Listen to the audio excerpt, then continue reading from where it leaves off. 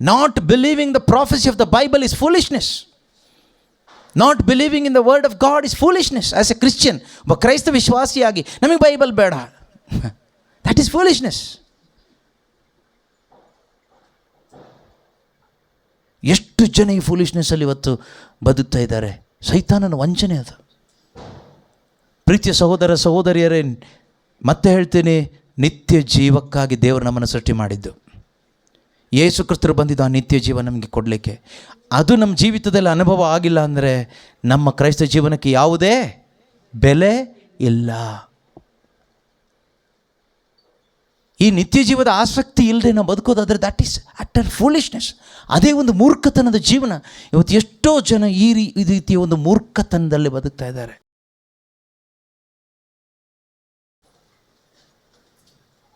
ದೇವರ ಮುಖ್ಯವಾದ ಒಂದು ಉದ್ದೇಶ, ಆಸೆ ನಮ್ಮೆಲ್ಲರ ಕುರಿತಾಗಿ ಏನು ಅಂತ ಕೇಳೋದಾದರೆ, ದೇವರ ಒಂದು ಅತಿ ಮುಖ್ಯವಾದ ಆಸೆ ಉದ್ದೇಶ, ನಾವೆಲ್ಲರೂ ಕೂಡ ನಿತ್ಯ ಜೀವ ಪಡೆಯಬೇಕು.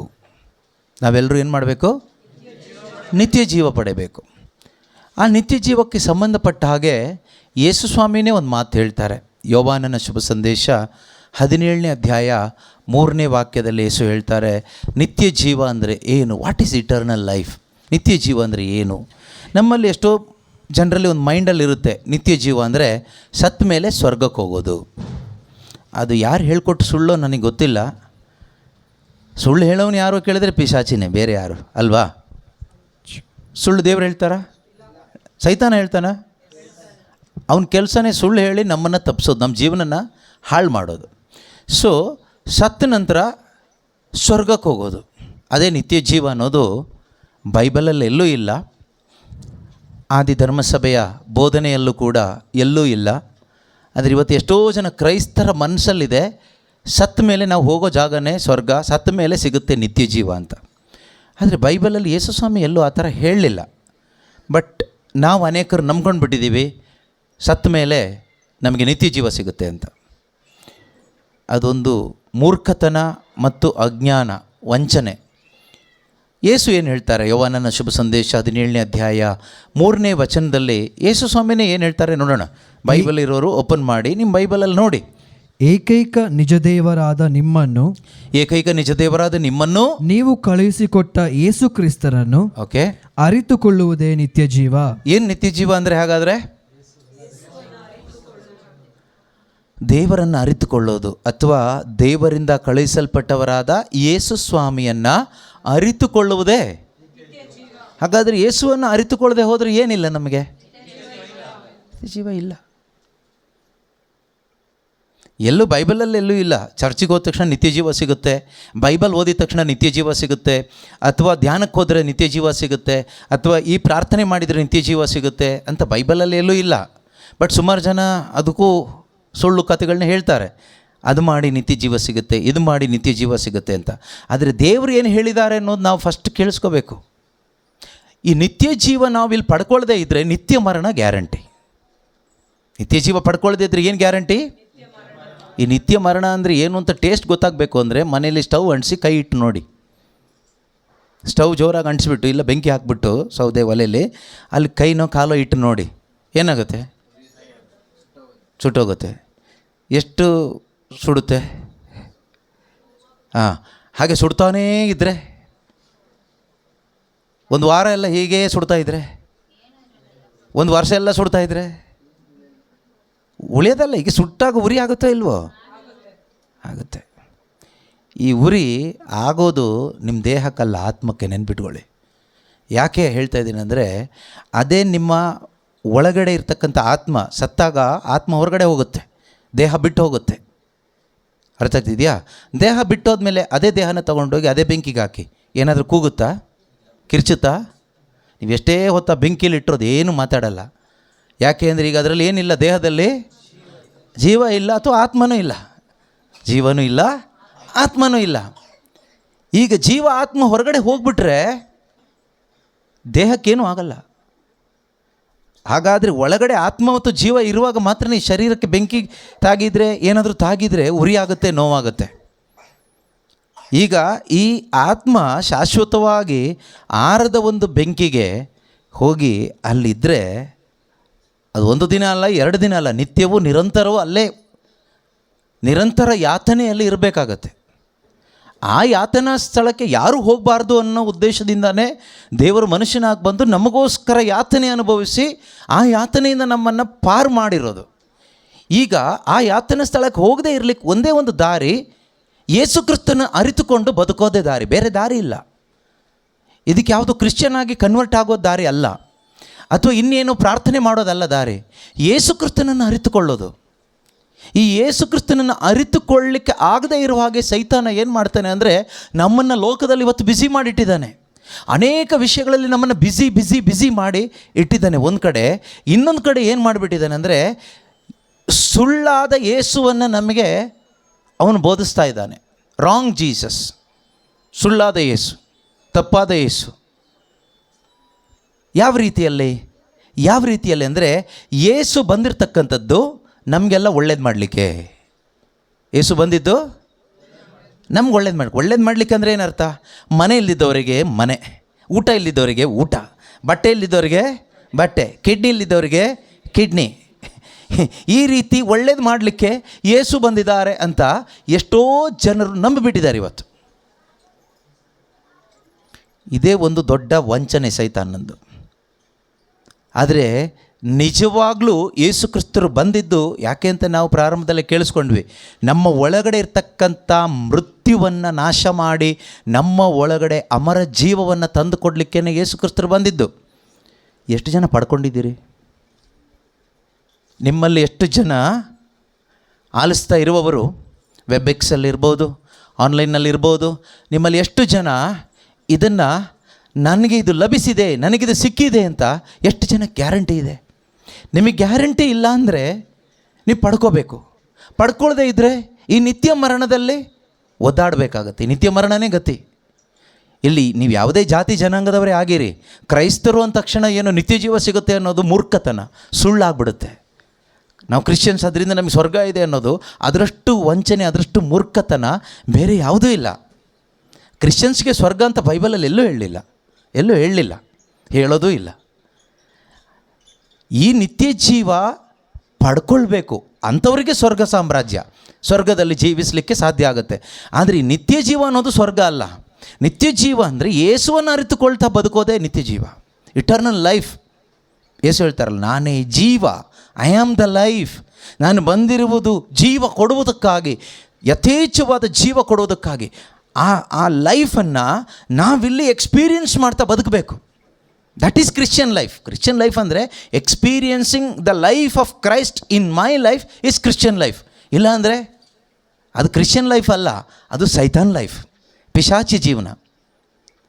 ಕ್ರಿಶ್ಚಿಯನ್ ಲೈಫ್ ಅಂದರೆ ಇದೇನೆ, ಕ್ರಿಸ್ತನನ್ನು ಅರಿತುಕೊಳ್ಳುವುದರ ಮುಖಾಂತರ ಕ್ರಿಸ್ತನ ಜೀವವನ್ನು ನನ್ನ ಜೀವಿತದಲ್ಲಿ ನಾನು ಎಕ್ಸ್ಪೀರಿಯನ್ಸ್ ಮಾಡ್ತಾ, ಅನುಭವಿಸ್ತಾ ಬದುಕುವುದೇ ಕ್ರೈಸ್ತ ಜೀವನ. ಆ ಕ್ರೈಸ್ತ ಜೀವನದಲ್ಲಿ ಪರಮಾನಂದ ಇದೆ. ಆ ಕ್ರೈಸ್ತ ಜೀವನದಲ್ಲಿ ಇರುವಷ್ಟು ಸಂತೋಷ ಬೇರೆ ಯಾವ ಜೀವನದಲ್ಲೂ ನಮಗೆ ಸಿಗೋದಿಲ್ಲ. ಧರ್ಮದಲ್ಲಿ ಅಲ್ಲ, ಕ್ರೈಸ್ತ ಧರ್ಮದ ಬಗ್ಗೆ ಅಲ್ಲ ನಾನು ಹೇಳ್ತಾ ಇರೋದು, ಕ್ರಿಸ್ತನಲ್ಲಿ, ಇನ್ ಕ್ರೈಸ್ಟ್. ಕ್ರಿಸ್ತನನ್ನು ಅರಿತುಕೊಳ್ತಾ ಬದುಕುವಾಗ ನಮಗೇನಾಗುತ್ತೆ ಕೇಳಿದರೆ, ಆ ಇಟರ್ನಲ್ ಲೈಫ್ ಎಕ್ಸ್ಪೀರಿಯನ್ಸ್ ಆಗುತ್ತೆ. ಅದರಲ್ಲಿ ಸಿಗುವ ಗ್ರೇಟ್ ಜಾಯ್, ಪರಮಾನಂದ ಯಾರಿಗೂ ಕೊಡಲಿಕ್ಕೂ ಆಗಲ್ಲ, ಯಾರಿಗೂ ತೆಗಿಲಿಕ್ಕೂ ಆಗಲ್ಲ. ಇವತ್ತು ನಮಗೆಲ್ರಿಗೂ ಅದೇ ಬೇಕಾಗಿರೋದು. ಬಟ್ ದೇವರು ಇಟ್ಟಿರೋ ದಾರಿಯಲ್ಲಿ ಹೋದರೆ ಅದು ಸಿಗೋದು. ನಮ್ಮ ದಾರಿಯಲ್ಲಿ ಸಿಗೋದಿಲ್ಲ. ನಮ್ಮ ದಾರಿಯಲ್ಲಿ ಸಿಗೋದು ನರಕನೇ, ನೆನ್ಪಿಟ್ಕೊಳ್ಳಿ.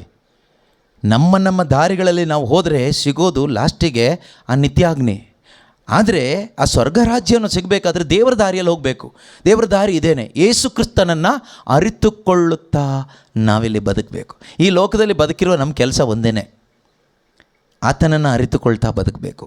Knowing him is the only business. ಬೇರೆ ಏನೂ ಬಿಸ್ನೆಸ್ ಇಲ್ಲ ನಮಗೆ ಮಾಡಲಿಕ್ಕೆ.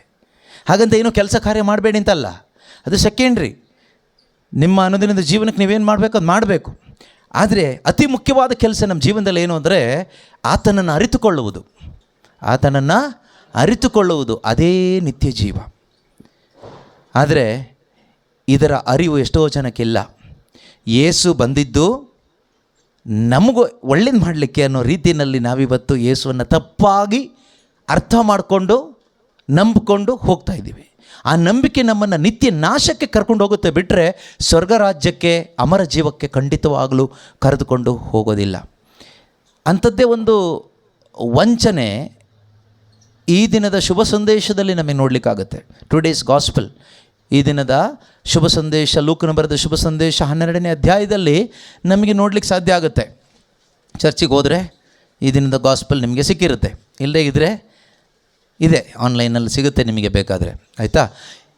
ಈ ದಿನದ ಶುಭ ಸಂದೇಶದಲ್ಲಿ, ಲೂಕನ ಬರೆದ ಶುಭ ಸಂದೇಶ 12ನೇ ಅಧ್ಯಾಯದಲ್ಲಿ ಒಬ್ಬ ಬಂದು ಕೇಳ್ತಾನೆ, ಜನಸಮೂಹ 13ನೇ ವಾಕ್ಯದಿಂದ, ಜನಸಮೂಹದಿಂದ ಒಬ್ಬನು, ಬೋಧಕರೇ, ನಮ್ಮ ಪಿತ್ರಾರ್ಜಿತ ಸೊತ್ತನ್ನು ನನಗೆ ಭಾಗ ಮಾಡಿಕೊಡಿ, ಕೊಡುವಂತೆ ನನ್ನ ಸಹೋದರನಿಗೆ ಹೇಳಿ ಎಂದು ಕೇಳಿಕೊಂಡನು.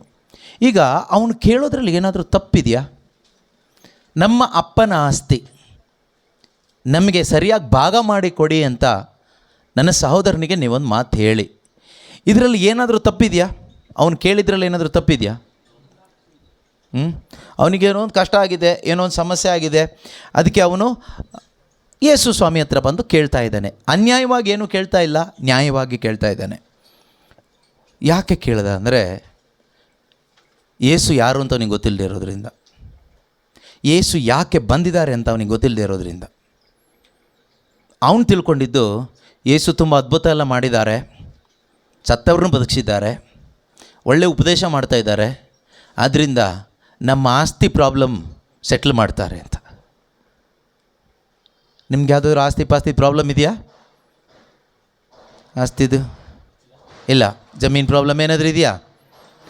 ಹಾಂ, ಅಂಥ ಜೀಸಸ್ ಇವತ್ತು ಎಲ್ಲಿ ಸಿಗ್ತಾರೆ ಕೇಳಿದರೆ ಸುಮಾರು ರಿಟ್ರೀಟ್ ಸೆಂಟರ್ಗಳಲ್ಲಿ ಅಲ್ಲಿ ಇಲ್ಲಿ ಎಲ್ಲ ಸಿಗ್ತಾರೆ. ಬೈಬಲಲ್ಲಿ ಸಿಗಲ್ಲ. ಬೈಬಲಲ್ಲಿ ಸಿಗೋ ಜೀಸಸ್, ನಾನು ಮೊದಲು ಹೇಳಿದ್ನಲ್ವಾ, ನಿತ್ಯ ಜೀವ ಕೊಡುವಂಥ ಯೇಸು ನಮಗೆ ಸಿಗ್ತಾರೆ. ಇವನಿಗೆ ಮಾತ್ರ ಅಲ್ಲ, ಅಂದಿದ್ದಂಥ ಯಹೂದ್ಯರಿಗೂ ಕೂಡ, ಇಸ್ರಾಯೇಲ್ ಜನರಿಗೂ ಕೂಡ ಈ ಯೇಸು ಕ್ರಿಸ್ತನ ಬಗ್ಗೆ ತಪ್ಪಾದ ಅರಿವೇ ಸಿಕ್ಕಿದ್ದು, ರಕ್ಷಕನ ಬಗ್ಗೆ. ಯೇಸು ಕ್ರಿಸ್ತರು ಬರ್ತಾರೆ ಅಥವಾ ರಕ್ಷಕನೊಬ್ಬನು ಬರ್ತಾನೆ, ಅವನು ಯಾವ ರೀತಿಯಲ್ಲಿ ಇರ್ತಾನೆ ಅಂದರೆ ದಾವೀದ ಅರಸನ ಹಾಗೇನೇ ಇರ್ತಾನೆ. ದಾವೀದ ಅರಸ ಏನು ಮಾಡ್ತಾಯಿದ್ರು? ದಾವೀದ ಅರಸನ ಆಳ್ವಿಕೆಯಲ್ಲಿ ಇಸ್ರಾಯೇಲ್ ಜನರು ಬಹಳ ನೆಮ್ಮದಿಯಿಂದ ಇದ್ದರು. ಶತ್ರುಗಳಾದ ಅಮಾಲೇಕ್ಯರನ್ನೆಲ್ಲ ಯುದ್ಧ ಮಾಡಿ ಅವನು ಸೋಲಿಸಿ ಯಹೂದ್ಯ ಜನರೆಲ್ಲ ತುಂಬ ಸಂತೋಷವಾಗಿದ್ದರು, ಸಮಾಧಾನವಾಗಿದ್ದರು, ಶತ್ರುಗಳ ಕಾಟ ಇರಲಿಲ್ಲ. ಯಹೂದ್ಯ ಜನರು ನಂಬ್ಕೊಂಡಿದ್ದೇನು ಗೊತ್ತಾ? ನಮಗೊಬ್ಬ ರಕ್ಷಕ ಬರ್ತಾನೆ, ಅವನು ನಮ್ಮನ್ನು ಯಾರಿಂದ ರಕ್ಷಿಸ್ತಾನೆ?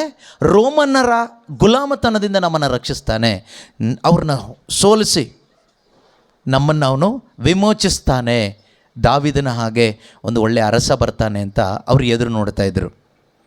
ಅದಕ್ಕೆ ತಕ್ಕಾಗೆ ಯೇಸು ಸ್ವಲ್ಪ ಅದ್ಭುತಗಳನ್ನ ಮಾಡಿದರು, ಸೂಚಕ ಕಾರ್ಯಗಳನ್ನ ಮಾಡಿದರು.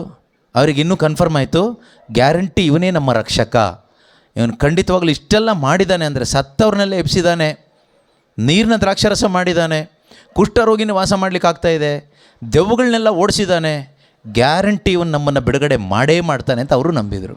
ಎಲ್ಲಿಂದ ಬಿಡುಗಡೆ ಮಾಡ್ತಾನೆ ಅಂತ? ರೋಮನ್ರಿಂದ. ಅಂದಿದ್ದ ಯಹೂದ್ಯರೆಲ್ಲರೂ ಅದನ್ನೇ ನಂಬಿದರು. ಅದು ಕೂಡ ಅವರ ತಪ್ಪಾದ ನಂಬಿಕೆ ಆಗಿತ್ತು. ಯೇಸು ಬಂದಿದ್ದು ರೋಮನ್ನರ ಆಳ್ವಿಕೆಯಿಂದ, ಗುಲಾಮತನದಿಂದ ಇಸ್ರಾಯೇಲ್ ಜನರನ್ನು, ಯಹೂದ್ಯ ಜನರನ್ನು ಬಿಡುಗಡೆ ಮಾಡಲಿಕ್ಕಲ್ಲ.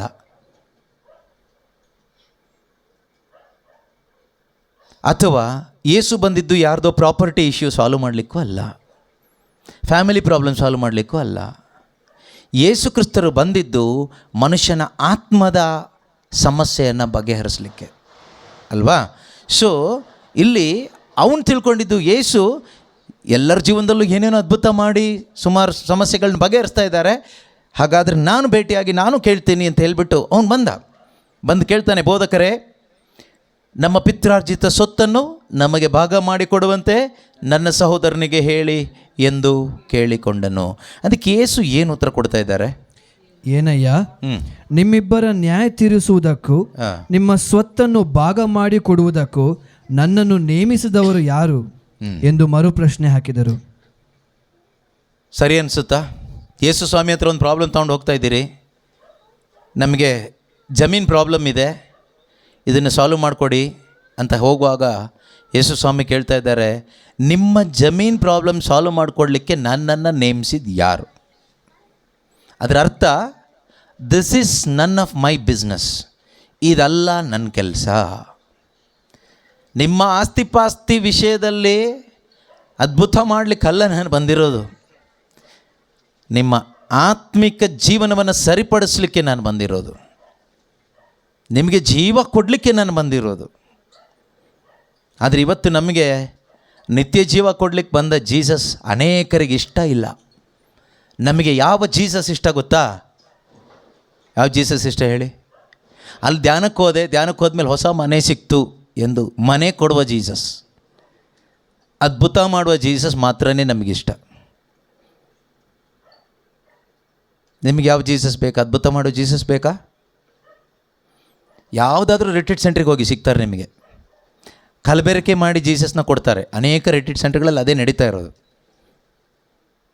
ಆದರೆ ನಿತ್ಯ ಜೀವ ಸಿಗೋ ಜೀಸಸ್ ಬೇಕಾ? ಬೈಬಲ್ ಓದಿ. ರಿಟ್ರೀಟ್ ಸೆಂಟರ್ಗಳಲ್ಲಂತೂ ಸಿಗೋದು ಕಷ್ಟ. ಕಲಬೆರಕೆ ಸಿಗ್ತಾರೆ, ಅದು ಇರುತ್ತೆ, ಇದು ಇರುತ್ತೆ, ಎಲ್ಲ ಇರುತ್ತೆ. ನಿಮಗೆ ರಕ್ಷಣೆ ಕೊಡುವ ರಕ್ಷಕನಾದ ಯೇಸು ಬೇಕಾ? ನಿತ್ಯ ಜೀವ ಕೊಡುವ ಯೇಸು ಬೇಕಾ? ಪಾಪದ ಬಂಧನದಿಂದ ನಮಗೆ ಬಿಡುಗಡೆ ಮಾಡುವಂಥ ಆ ವಿಮೋಚಕನಾದ ಯೇಸು ಬೇಕಾ? ಆ ಯೇಸುನ ಭೇಟಿಯಾಗಬೇಕಾದ್ರೆ ಇವತ್ತು ನಾನಂತೂ ಯಾವುದೇ ರಿಟ್ರೀಟ್ ಸೆಂಟ್ರನ್ನು ಸಜೆಸ್ಟ್ ಮಾಡೋದಿಲ್ಲ. ಅಲ್ಲಿ ಹೋಗಿ, ಇಲ್ಲಿ ಹೋಗಿ, ಆ ಚರ್ಚಿಗೆ ಹೋಗಿ, ಈ ಚರ್ಚಿಗೆ ಹೋಗಿ ಅಂತ. ಎಲ್ಲಿ ಹೋದರೂ ನಿಮಗೆ ಈ ಜೀಸಸ್ ಸಿಗಲ್ಲ, ರಕ್ಷಕನಾದ ಯೇಸು ಸಿಗಲ್ಲ. ಕಲಬೆರಕೆ ಆಗಿ ಸಿಗ್ತಾರೆ, ಪ್ಯೂರ್ ಆಗಿ ಸಿಗೋದಿಲ್ಲ.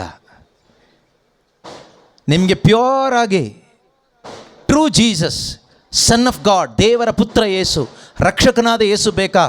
ಬೈಬಲ್ ಓದಿ, ಆದಿಕಾಂಡದಿಂದ ಪ್ರಕಟಣೆ ತನಕ ಓದಿ, ಪ್ರಾರ್ಥನೆಯಿಂದ ಓದಿ. ದೇವರೇ, ನನಗೆ ನೀನು ಬೇಕು, I want to see you, I want to know you, ನಾನು ನಿನ್ನನ್ನು ನೋಡಬೇಕು, ನಾನು ನಿನ್ನನ್ನು ತಿಳ್ಕೋಬೇಕು ಅಂತ ಪ್ರಾರ್ಥಿಸಿ ದೇವರ ವಾಕ್ಯ ಓದಿ. ಅಥವಾ ಹೊಸ ಒಡಂಬಡಿಕೆ ಆದರೂ ಅಟ್ಲೀಸ್ಟ್ ಓದಿ. ಮತ್ತಾಯನು ಬರೆದ ಶುಭ ಸಂದೇಶದಿಂದ ನೀವು ಓದುವಾಗ ಖಂಡಿತವಾಗಲೂ 100% ಗ್ಯಾರಂಟಿ ನಿಮ್ಗೆ ಬೈಬಲಲ್ಲಿ ಜೀಸಸ್ ಸಿಗ್ತಾರೆ. ಆ ಜೀಸಸ್ ನಿಮ್ಮ ರಕ್ಷಕನಾದ ಯೇಸು ಆಗಿರ್ತಾರೆ, ಅವರೇ ದೇವರ ಪುತ್ರ ಯೇಸು ಆಗಿರ್ತಾರೆ, ನಿಜವಾದ ದೇವರು ನಿತ್ಯ ಜೀವವು ಆದಂಥ ಯೇಸು ಆಗಿರ್ತಾರೆ. ಆ ಜೀಸಸ್ ನಿಮಗೆ ಸಿಕ್ಬಿಟ್ರೆ ನಿಮ್ಮ ನಿಜವಾದ ಕ್ರೈಸ್ತ ಜೀವನ ಪ್ರಾರಂಭ ಆಗುತ್ತೆ. ಆದರೆ ನಾವು ಎಲ್ಲಿ ಹುಡುಕ್ತಾ ಇದ್ದೀವಿ ಜೀಸಸ್ನ ಇವತ್ತು? ಎಷ್ಟು ಫೂಲ್ಸ್ ಅಲ್ವಾ? ಯಾಕೆಂದರೆ ನಮಗಿಷ್ಟ ಇಂಥ ಜೀಸಸ್ಸೇ. ಯಾವ ಥರ ಜೀಸಸ್ಸು? ಬೋಧಕರೇ, ನಮ್ಮ ಪಿತ್ರಾರ್ಜಿತ ಸೊತ್ತನ್ನು ನಮಗೆ ಭಾಗ ಮಾಡಿಕೊಡುವಂತೆ ನಮ್ಮ ಸಹೋದರನಿಗೆ ಹೇಳಿ. ಅಂದರೆ ನಮ್ಮ ಪ್ರಾಪರ್ಟಿ ಇಶ್ಯೂನ ಸಾಲ್ವ್ ಮಾಡಿಕೊಡಿ. ನಮಗೊಂದು ಪ್ರಾಪರ್ಟಿ ಇಶ್ಯೂ ಇದೆ, ಇದನ್ನು ಸಾಲ್ವ್ ಮಾಡಿಕೊಡಿ. ತುಂಬ ಫಿನಾನ್ಷಿಯಲ್ ಪ್ರಾಬ್ಲಮ್ ಇದೆ, ಹಣಕಾಸಿನ ಸಮಸ್ಯೆ ಇದೆ, ಹೇಗಾದರೂ ಮಾಡಿ ಒಂದು ಅದ್ಭುತ ಮಾಡಿ ಇದನ್ನು ಬಗೆಹರಿಸ್ಕೊಡಿ ಅಂತ ಜೀಸಸ್ನ ಹುಡ್ಕೊಂಡು ನಾವಿವತ್ತು ಅಲೆಮಾರಿಗಳ ಥರ ಅಲಿತಾ ಇದ್ದೀವಿ, ಅಲ್ಲಿ ಇಲ್ಲಿ ಎಲ್ಲ ಕಡೆ. ಪ್ರೀತಿಯ ಸಹೋದರ ಸಹೋದರಿಯರೇ, ಒಂದು ವೇಳೆ ನಿಮ್ಮ ಈ ಸಮಸ್ಯೆ ಬಗೆಹರಿದ್ರೂ ಕೂಡ ಈ ನಿತ್ಯ ಜೀವ ಅನ್ನೋದು ಸಿಗದೇ ಇದ್ದರೆ ಅದು ಮೂರ್ಖತನ ಅಲ್ವಾ? ಅದಕ್ಕೊಂದು ಎಕ್ಸಾಂಪಲ್ ಕೂಡ ಯೇಸು ಸ್ವಾಮಿ ಇದರಲ್ಲಿ ಹೇಳ್ತಾರೆ, ಅಧ್ಯಾಯದಲ್ಲಿ ಹೇಳ್ತಾರೆ. ಏನಂತ ಹೇಳ್ತಾರೆ? ಈ ಸಾಮತಿಯನ್ನು ಹೇಳ್ತಾರೆ 16ನೇ ವಚನದಿಂದ. ಅನಂತರ ಅವರಿಗೆ ಈ ಸಾಮತಿಯನ್ನು ಹೇಳಿದರು. ಒಬ್ಬ ಧನಿಕನಿದ್ದ, ಅವನ ಭೂಮಿಯೊಮ್ಮೆ ಸಮೃದ್ಧಿಯಾಗಿ ಬೆಳೆ ಕೊಟ್ಟಿತ್ತು. ಆಗ ಅವನು, ನನ್ನ ಬೆಳೆಯನ್ನೆಲ್ಲ ತುಂಬಿಡಲು ಸ್ಥಳವಿಲ್ಲವಲ್ಲ, ಏನು ಮಾಡಲಿ ಎಂದು ತನ್ನಲ್ಲೇ ಆಲೋಚಿಸುತ್ತಾ, ಹೌದು, ಹೀಗೆ ಮಾಡುತ್ತೇನೆ, ಇರುವ ಕಣಜಗಳನ್ನು ಕಿತ್ತು ಹಾಕಿಸಿ ಇನ್ನೂ ದೊಡ್ಡವುಗಳನ್ನು ಕಟ್ಟಿಸ್ತೇನೆ, ಅಲ್ಲಿ ಎಲ್ಲ ದವಸ ಧಾನ್ಯಗಳನ್ನು ಸರಕು ಸಾಮಗ್ರಿಗಳನ್ನು ತುಂಬಿಸಿಡುತ್ತೇನೆ. ಅಲ್ಲದೆ ಎಲೈ ಮನವೇ, ಅನೇಕ ವರ್ಷಗಳಿಗೆ ಬೇಕಾದಷ್ಟು ಸರಕು ಬಿದ್ದಿದೆ, ಆರಾಮವಾಗಿರು, ತಿನ್ನು, ಕುಡಿ, ಸುಖಪಡು ಎಂದು ಹೇಳಿಕೊಳ್ಳುತ್ತೇನೆ ಎಂದುಕೊಂಡ. ಆಗ ದೇವರು, ಎಲ್ಲವೋ ಎಲ್ಲವೋ ಎಲ್ಲವೋ ಎಲ್ಲವೋ ಮೂರ್ಖ, ಎಲ್ಲವೋ ಮೂರ್ಖ ಅಂತ ನಾನು ಹೇಳಿದರೆ ಪ್ರಾಬ್ಲಮ್ ಆಗುತ್ತೆ ಎಲ್ರಿಗೂ. ಯೇಸು ಸ್ವಾಮಿ ಹೇಳಿದರೆ ಪ್ರಾಬ್ಲಮ್ ಆಗುತ್ತೆ, ಬಟ್ ಹಿಡ್ಕೊಳ್ಳೋಕ್ಕಾಗಲ್ಲ ಅವ್ರನ್ನ. ಎಲ್ಲಿ ಕೇಳ್ತೀರಾ ಅವ್ರನ್ನ ಹೋಗಿ, ಅಲ್ವಾ? ನಾನು ಹೇಳಿದರೆ ನನ್ನ ಹತ್ರ ಅಲ್ಲಿ ಇಲ್ಲಿ ಫೋನ್ ಮಾಡಿ ಕೇಳ್ತಾರೆ ಕೆಲವರು, ನೀವು ಹೆಂಗೆ ಹೇಳಿದ್ರಿ ಮೂರ್ಖ ಅಂತ. ನಾನು ಯಾರನ್ನೂ ಮೂರ್ಖ ಅಂತ ಕರೆದಿಲ್ಲ, ಈ ವಾಕ್ಯ ಹಿಂಗೆ ಹೇಳ್ತಾ ಇದೆ ಅಂತ ಹೇಳ್ತಾ ಇರೋದು, ಎಲ್ಲವೋ ಮೂರ್ಖ ಅಂತ. ಯಾರನ್ನ ಮೂರ್ಖರ ಅಂತ ಇಲ್ಲಿ ಯೇಸು ಕರಿತಾ ಇದ್ದಾರೋ ಬಿಡಿಸಿ ಹೇಳ್ತಾ ಇದ್ದೀನಿ ಅಷ್ಟೇ. ನಾನೇ ಒಂದು ರೀತಿ ಮೂರ್ಖ, ನನ್ನ ಮೂರ್ಖತನನೇ ಸರಿಪಡಿಸ್ಕೊಂಡ್ರೆ ನನಗೆ ಸಾಕಾಗಿದೆ. ಇನ್ನು ನಾನು ಇನ್ನೊಬ್ಬರನ್ನ ಯಾಕೆ ಮೂರ್ಖ ಅಂತ ಕರೀಲಿ? ಅರ್ಥ ಆಗ್ತಿದೆಯಾ? ಇಲ್ಲಿ ಹೇಳ್ತಾ ಇರೋದು ಯೇಸು ಯಾರನ್ನು ಮೂರ್ಖರು ಅಂತ ಕರೀತಾ ಇದ್ದಾರೆ.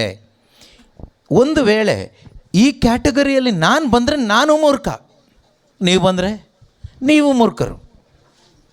ಅಲ್ಲಿ ಪಕ್ಷಪಾತ ಏನಿಲ್ಲ. ನನಗೊಂದು ನಿಮಗೊಂದು ಪಾಲಿಸಿ ಇಲ್ಲ. ಯೇಸು ಸ್ವಾಮಿ ಹತ್ರ ಎಲ್ರಿಗೂ ಒಂದೇ ಪಾಲಿಸಿ, ಒಂದೇ ಪ್ರೋಟೋಕಾಲ್, ಒಂದೇ ನಿಯಮ. ನಾವು ನಿಜವಾಗಲೂ ಇವತ್ತು ಮೂರ್ಖತನದಲ್ಲಿ ಬದುಕ್ತಾ ಇದ್ದೀವಿ. ಯಾವುದು ಮೂರ್ಖತನ? ಇವನನ್ನು ಮೂರ್ಖ ಅಂತ ಕರೆದ್ರು. ಯಾಕೆ ಕರೆದ್ರು ಯೇಸು ಸ್ವಾಮಿ? ಏನು ಕಾರಣಕ್ಕೋಸ್ಕರ?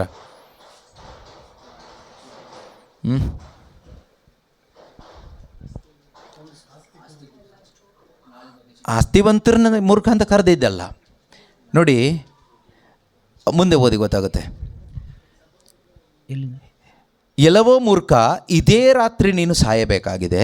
ನಿನಗಾಗಿ ಸಿದ್ಧ ಮಾಡಿಟ್ಟಿರುವುದೆಲ್ಲ ಯಾರ ಪಾಲಾಗುವುದು ಎಂದರು. ಹಾಗಾದರೆ ಇಲ್ಲಿ ಯೇಸು ಸ್ವಾಮಿ ಫೂಲಿಶ್ ಅಂತ ಕರೀತಾ ಇದ್ದಾರೆ. Who is foolish? ಯಾರು ಮೂರ್ಖ? ಯಾವ ರೀತಿ ಮೂರ್ಖನಾದವನು? ಯೇಸು ಕ್ರಿಸ್ತನ ಹತ್ರ ಯಾರೆಲ್ಲ ಭೌತಿಕ ಆಶೀರ್ವಾದಗಳನ್ನು ಲಕ್ಷ್ಯವಾಗಿಟ್ಕೊಂಡು ಬರ್ತಾರೋ, ನಿತ್ಯ ಜೀವದ ಕಾಳಜಿ ಇಲ್ಲದೆ ಅವರೆಲ್ಲರೂ ಮೂರ್ಖರೇ. ಇದು ಹೇಳುವಾಗ ದೊಡ್ಡ ಇಶ್ಯೂ ಆಗ್ಬೋದು, ಆದರೂ ಪರವಾಗಿಲ್ಲ. ಇಶ್ಯೂ ಆಗಲ್ವಾ? ಖಂಡಿತ ಆಗುತ್ತೆ. ಮೂರ್ಖರು ಸುಮ್ಮನೆ ಇರ್ತಾರಾ?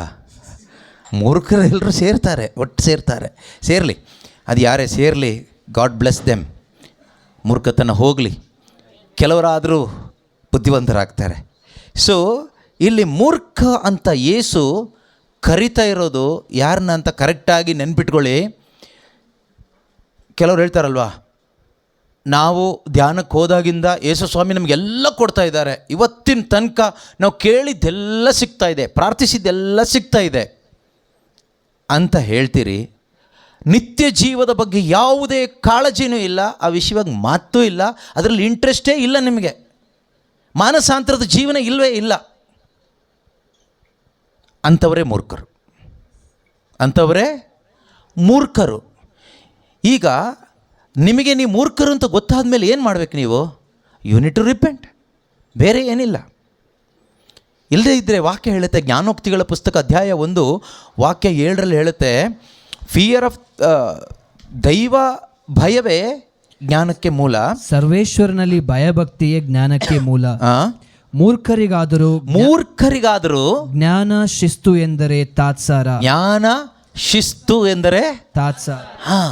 Fools despise wisdom and instruction. Fools despise wisdom and instruction. ಕೆಲವ್ರು ಹೇಳ್ತಾರಲ್ವಾ, ನಮಗೆ ಬೈಬಲ್ ಏನು ಬೇಕಾಗಿಲ್ಲ, ನಮಗೆಲ್ಲ ಗೊತ್ತು ಅಂತಾರೆ. ಆರಾಮಾಗಿ ಅವರಿಷ್ಟ ಬಂದಂಗೆ ಬದುಕ್ತಾರೆ. ಅವರೇ ಫುಲ್ಸ್. ಕೆಲವ್ರು ಹೇಳ್ತಾರೆ, ನಾವು ಚರ್ಚಿಗೆ ಹೋಗ್ತಾ ಇದ್ದೀವಿ, ಸಾಕು, ನಿಮಗೆ ದೇವರ ವಾಕ್ಯ ಬೇಡ. ಚರ್ಚಿಗೆ ಹೋಗೋದು ಒಳ್ಳೆಯದೇ, ಹೋಗಲೇಬೇಕು. ಆದರೆ ದೇವರ ವಾಕ್ಯವನ್ನು ಅಲ್ಲಗೆಳೆದು ಚರ್ಚಿಗೆ ಹೋಗೋನು ಮೂರ್ಖ ದೇವರ ದೃಷ್ಟಿಯಲ್ಲಿ. ಚರ್ಚಿಗೆ ಮತ್ತೆ ಯಾಕೆ ಹೋಗೋದು? ಯಾರನ್ನ ನೋಡೋಕೆ ಹೋಗೋದು ಚರ್ಚಿಗೆ? ಚರ್ಚಿಗೆ ಹೋಗ್ತೀರಾ ನೀವೆಲ್ಲ?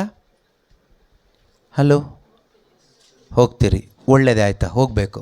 ಆದರೆ ದೇವರ ವಾಕ್ಯವನ್ನು ಅಲ್ಲಗಳೆದು ಬೈಬಲ್ ಓದಲಿಕ್ಕೆ ನನಗೆ ಇಂಟ್ರೆಸ್ಟ್ ಇಲ್ಲ, ದೇವರ ವಾಕ್ಯದ ಉಪದೇಶ ಕೇಳಲಿಕ್ಕೆ ನನಗೆ ಇಷ್ಟ ಇಲ್ಲ, ಆದರೆ ಚರ್ಚಿಗೆ ಹೋಗ್ತೀನಿ. ಅವರೇ ಮೂರ್ಖರು.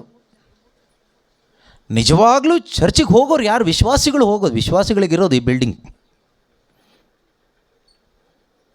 ಆದರೆ ಇವತ್ತು ತುಂಬಿಕೊಂಡಿರೋದು ಪೂರ್ತಿ ಯಾರು? ಆ ವಿಶ್ವಾಸಿಗಳ ಕೂಟವೇ ತುಂಬಿಕೊಂಡಿದೆ ಎಲ್ಲ ಕಡೆಗಳಲ್ಲಿ, ಹೆಚ್ಚು ಕಡಿಮೆ. ಯಾರನ್ನು ಉದ್ದೇಶಿಸಿ ಹೇಳ್ತಾ ಇರೋದು? ದೋಸ್ ಹು ಡಿಸ್ಪೈಸ್ ಗಾಡ್ಸ್ ಇನ್ಸ್ಟ್ರಕ್ಷನ್. ದೇವರು ಕೊಡ್ತಕ್ಕಂಥ ಇನ್ಸ್ಟ್ರಕ್ಷನ್ಸನ್ನು, ಸಲಹೆಗಳನ್ನು, ದೇವರು ಕೊಡ್ತಕ್ಕಂಥ ಈ ಒಂದು ಉಪದೇಶಗಳನ್ನು ವಿರೋಧಿಸಿ ಇಷ್ಟ ಬಂದ ಹಾಗೆ ಬದುಕುವವರೇ ಮೂರ್ಖರು. ಅಂಥ ಮೂರ್ಖತನದ ಒಂದು ಪ್ರಪಂಚದಲ್ಲಿ ಇವತ್ತು ನಾವು ಬದುಕ್ತಾ ಇದ್ದೀವಿ. ಆದ್ದರಿಂದ ನಮ್ಮಲ್ಲಿ ಯಾರಾದರೂ ಆ ಮೂರ್ಖತನದಲ್ಲಿದ್ದರೆ ದೇವರು ನಮ್ಮನ್ನು ಪ್ರೀತಿಯಿಂದ ಹೇಳ್ತಾ ಇದ್ದಾರೆ, ಕಮ್ ವಾಪಸ್ ಬಾ, ನಾನು ನಿನ್ನನ್ನು ಪ್ರೀತಿಸ್ತೀನಿ, ನಿತ್ಯ ಜೀವ ಕೊಡ್ತೀನಿ. ಯೇಸು ಬಂದಿದ್ದೇ ನಮ್ಮನ್ನು ಹುಡುಕಿಕೊಂಡು, ನಮ್ಮನ್ನು ಹಾಳು ಮಾಡಲಿಕ್ಕಲ್ಲ, ನಮ್ಮನ್ನು ರಕ್ಷಣೆ ಮಾಡಲಿಕ್ಕೆ ಅವ್ರು ಬಂದಿದ್ದಾರೆ. ಆದರೆ ನಮ್ಗೆ ರಕ್ಷಣೆ ಬೇಡ. ನಮಗೇನು ಬೇಕು? ತಿನ್ನು, ಕುಡಿ, ಮಜಾ ಮಾಡು. ಇವನೇನು ಮಾಡ್ದ ನೋಡಿ, ಹೇಳ್ತಾ ಇದ್ದಾನೆ 19ನೇ ವಾಕ್ಯದಲ್ಲಿ, ಎಲೈ ಮನವೇ, ಅನೇಕ ವರ್ಷಗಳಿಗೆ ಬೇಕಾದಷ್ಟು ಸರಕು ಬಿದ್ದಿದೆ, ಆರಾಮವಾಗಿರು, ತಿನ್ನು, ಕುಡಿ, ಮಜವಾಗಿರು. ಇವನು ದುಡ್ದ, ಒಳ್ಳೆ ದುಡಿಮೆಗಾರ. ಕೆಲವರು ಇದ್ದಾರಲ್ಲ, ದುಡಿತಾರೆ. ಯಾಕೆ ದುಡಿತಾರೆ? ಯಾಕೆ ದುಡಿಮೆ? ಯಾಕೆ? ತಿನ್ನು, ಕುಡಿ, ಮಜಾ ಮಾಡು. ಸಂಡೇ ಮಾತ್ರ ಚರ್ಚಿಗೆ ಹೋಗಿ ಮನೆಗೆ ಬಾ, ಸಾಕು. ತಿನ್ನು, ಕುಡಿ, ಮಜಾ ಮಾಡು. ಎಲ್ಲವೋ ಮೂರ್ಖ. ಇದೇ ಮೂರ್ಖತನ, ಇದೇ ಮೂರ್ಖತನ. ಈ ಮೂರ್ಖತನದಲ್ಲಿ ಎಷ್ಟೋ ಜನ ಇವತ್ತು ಬದುಕ್ತಾ ಇದ್ದಾರೆ. ನೋಡಿ ಎಷ್ಟು ಚೆನ್ನಾಗಿದೆ. ರಿಲ್ಯಾಕ್ಸ್, ಈಟ್, ಡ್ರಿಂಕ್, ಬಿ ಮೆರಿ. ಮೆರಿ ಕ್ರಿಸ್ಮಸ್ ಅಂತೀವಲ್ಲ, ಮೆರಿ ಕ್ರಿಸ್ಮಸ್ ಅಂದರೆ, ಮೆರಿ ಅಂದರೆ ಏನು? ಮಜಾ ಮಾಡಿ ಅಂತ. ಮ್ಯಾರಿ ಅಲ್ಲ, ಮೆರಿ ಕ್ರಿಸ್ಮಸ್. ಕ್ರಿಸ್ಮಸ್ ಮಜಾ ಉಡಾಯಿಸು ಅಂತ. ಕೆಲವರು ಅದೇ ಮಾಡ್ತಾ ಇದ್ದಾರೆ. ತಿನ್ನು, ಕುಡಿ, ಮಜಾ ಮಾಡು. ಅದು ಯೇಸು ಸ್ವಾಮಿ ಹೆಸರಲ್ಲಿ ಮಾಡ್ತಾ ಇರುವಷ್ಟು ದೌರ್ಜನ್ಯ ಬೇರೆ ಯಾವುದೂ ಇಲ್ಲ. ಯಾರು ಕಂಡು ಹಿಡಿದ್ರು ಮೆರಿ ಕ್ರಿಸ್ಮಸ್ ಅಲ್ವಾ? ನೀವು ಹೇಳಲ್ಲ ಮೆರಿ ಕ್ರಿಸ್ಮಸ್ ಅಂತ. ಮೆರಿ ಕ್ರಿಸ್ಮಸ್, ಮೆರಿ ಕ್ರಿಸ್ಮಸ್, ಮಜಾ ಮಜಾ ಕ್ರಿಸ್ಮಸ್, ಮಜಾ ಮಜಾ ಕ್ರಿಸ್ಮಸ್ ಅಂತ ಅರ್ಥ. ಇಲ್ಲಿ ಹೇಳ್ತಾ ಇರೋದು ಅದೇ, ನಾನೇನು ಹೊಸದೇನು ಹೇಳ್ತಾ ಇಲ್ಲ ಬೇರೆ ಏನಾದರೂ ಅರ್ಥ ಇದೆಯೇನೋ ಗೊತ್ತಿಲ್ಲ. ಸುಖಪಡು, ತಿನ್ನು, ಕುಡಿ, ಮಜಾ ಮಾಡಿರು, ಮಜವಾಗಿರು, ಸುಖವಾಗಿರು. ಯಾವ ರೀತಿ ಸುಖ? ಶರೀರ ಸುಖ. ಕಾಯಿಲೆ ಬರಬಾರ್ದು, ಏನು ತೊಂದರೆ ಆಗಬಾರ್ದು, ಖುಷಿಯಾಗಿರಬೇಕು. ಲೈಫ್ ಇರೋದು ಯಾಕೆ? ಎಂಜಾಯ್ ಮಾಡೋದಕ್ಕಲ್ವಾ? ಹಾಂ, ಯೇಸು ನಂಬಿ ಸುಖ ಸಿಕ್ಕಿಲ್ಲ ಅಂದರೆ ಯಾಕೆ ನಂಬಬೇಕು ಯೇಸುನ? ಅಲ್ವಾ? ಸೊ ಯೇಸು ನಂಬಿ ಸುಖ ಅಲ್ಲ ಸಿಗಬೇಕಾಗಿರೋದು, ನಿತ್ಯ ಜೀವ ಸಿಗಬೇಕು. ಯೇಸು ನಂಬಿದ್ರಿಂದ ನಿನಗೆ ನಿನ್ನ ಪಾಪದಿಂದ ಹೊರಗೆ ಬರಲಿಕ್ಕಾಗಿದೆಯಾ? ಇಲ್ಲಾಂದರೆ ನಿನ್ನ ನಂಬಿಕೆ ವ್ಯರ್ಥ. ಯೇಸು ನಂಬಿದ್ರಿಂದ ನಿನ್ನ ದುಶ್ಚಟ ಬಿಡಲಿಕ್ಕಾಗಿದೆಯಾ? ಇಲ್ಲಾಂದರೆ ನಿನ್ನ ನಂಬಿಕೆ ವ್ಯರ್ಥ. ಯೇಸು ನಂಬಿದ್ರಿಂದ ನಿನ್ನಲ್ಲಿರ್ತಕ್ಕಂಥ ಪಾಪಕ್ಕೆ ಪಶ್ಚಾತ್ತಾಪ ಬರ್ತಾ ಇದೆಯಾ? ಇಲ್ಲಾಂದರೆ ನಿನ್ನ ನಂಬಿಕೆ ವ್ಯರ್ಥ. ಯೇಸು ಕ್ರಿಸ್ತನನ್ನು ನಂಬಿದ್ರಿಂದ ನಿನ್ನ ಈ ಆಸ್ತಿ ಪಾಸ್ತಿಯನ್ನು ತೆಗೆದು ಬಡಬಗ್ರಿಗೆ ದಾನ ಮಾಡಲಿಕ್ಕಾಗಿದೆಯಾ? ಇಲ್ಲಾಂದರೆ ನಿನ್ನ ನಂಬಿಕೆ ವ್ಯರ್ಥ, ವ್ಯರ್ಥವಾದ ನಂಬಿಕೆ. ಯೇಸು ಬಂದಿದ್ದು ನಮಗೆ ನಿತ್ಯ ಜೀವ ಕೊಡಲಿಕ್ಕೆ. ಅದಕ್ಕೆ ಹೇಳಿದ್ದು, ಈ ಯೇಸು ಕ್ರಿಸ್ತನನ್ನು ಅರಿತುಕೊಳ್ಳುವಾಗಲೇ ನಮಗದು ಅನುಭವ ಆಗೋದು. ನಾವೀ ಡೂಪ್ಲಿಕೇಟ್ ಜೀಸಸ್ ಇವತ್ತಿದಾರಲ್ಲ ಪ್ರಪಂಚದಲ್ಲಿ ಅನೇಕ ಕಡೆಗಳಲ್ಲಿ, ಅವ್ರನ್ನ ನಾವು ತಿಳ್ಕೊಬಿಟ್ಟಿದ್ದೀವಿ. ಕೆಲವರು ಹೇಳ್ತಾರಲ್ಲ, ಆ ಧ್ಯಾನಕ್ಕೆ ಹೋಗಿ ಪ್ರಾರ್ಥನೆ ಮಾಡಿದರೆ ಎಲ್ಲ ಒಳ್ಳೆಯದಾಗುತ್ತಂತೆ. ತಿನ್ನು, ಕುಡಿ, ಮಜಾ ಮಾಡು ಅಂದರೆ ಬದುಕ್ಬೋದು ಅಂತ ಆರಾಮಾಗಿ. ಎಲ್ಲಿ ಹೋಗಿ ಪ್ರಾರ್ಥನೆ ಮಾಡಿದರೆ? ಅಲ್ಲಿ ಹೋದರೆ. ಬೈಬಲ್ ಓದಿದ್ರೆ ಏನೂ ಅರ್ಥ ಆಗಲ್ಲ. ಯಾವ ಜೀಸಸ್ ಬೇಕು ನಿಮಗೆ? ನಿಮ್ಮ ಆಯ್ಕೆ. ನೀವು ಯಾವ ಜೀಸಸ್ನಾದರೂ ಆರಿಸ್ಕೊಳ್ಳಿ. ಬೈಬಲಲ್ಲಿರೋ ಜೀಸಸ್ನಾದರೂ ಆರಿಸ್ಕೊಳ್ಳಿ, ಬೈಬಲಿಂದ ಹೊರಗಡೆ ಇರುವ ಅಲ್ಲಿ ಇಲ್ಲಿ ಸಿಗೋ ಜೀಸಸ್ನಾದರೂ ಆರಿಸ್ಕೊಳ್ಳಿ. ಆದರೆ ಬೈಬಲಲ್ಲಿರ್ತಕ್ಕಂತಹ ಈ ಯೇಸು ಕ್ರಿಸ್ತನ ನಿನ್ನೆ ಆರಿಸ್ಕೊಂಡ್ರೆ ನಿನಗೆ ನಿತ್ಯ ಜೀವ ಸಿಗುತ್ತೆ, ನಿತ್ಯ ರಕ್ಷಣೆ ಸಿಗುತ್ತೆ, ಪಾಪ ವಿಮೋಚನೆ ಸಿಗುತ್ತೆ, ಪರಿಶುದ್ಧಾತ್ಮರು ಸಿಗ್ತಾರೆ. ಆದ್ದರಿಂದ ಯಾರೂ ಕೂಡ ನಾವು ಮೂರ್ಖತನದಲ್ಲಿ ಬದುಕಬಾರ್ದು. ಸೈತಾನನ ಒಂದು ಕುತಂತ್ರ ಏನು ಗೊತ್ತಾ? ನಮ್ಮನ್ನು ಮೂರ್ಖರನ್ನಾಗಿ ಇಡಬೇಕು. ಚರ್ಚಿಗೂ ಹೋಗಬೇಕು, ದುಡಿಬೇಕು, ತಿನ್ನಬೇಕು, ಮಜಾ ಮಾಡಬೇಕು, ಸುಖವಾಗಿರಬೇಕು. ಇನ್ನು ದುಡಿಮೆ ಮಾಡಿ ಜಾಸ್ತಿ ಸಿಕ್ಕಿದರೆ ಇವನ ಥರ ಇರೋದನ್ನು ಒಡೆದ್ಬಿಟ್ಟು, ಕಣಜನ ಒಡೆದ್ಬಿಟ್ಟು ದೊಡ್ಡ ಕಣಜ ಮಾಡಿ ಇನ್ನೂ ತುಂಬಿಸಿಡಬೇಕು. ಅದೇ ಮೂರ್ಖತನ, ಅದೇ ಮೂರ್ಖತನ. ಒಂದು ಬಿಲ್ಡಿಂಗ್ ಇದೆ, ಮಲ್ಕೊಳ್ಳಿಕ್ಕೆ ಒಂದು ಜಾಗ ಇದೆ, ಇನ್ನು ದುಡಿಮೆ ಮಾಡಿ ಜಾಸ್ತಿ ದುಡ್ಡು ಬಂದರೆ ಏನು ಮಾಡಬೇಕು? ಅದ್ರ ಮೇಲೆ ಇನ್ನೊಂದು ಕಟ್ಟಬೇಕು. ಜಾಗ ಸಾಕಾಗಿಲ್ಲ ಅಂದರೆ ಒಡೆದ್ಬಿಟ್ಟು ಇನ್ನೊಂದು ಕಟ್ಟಬೇಕು.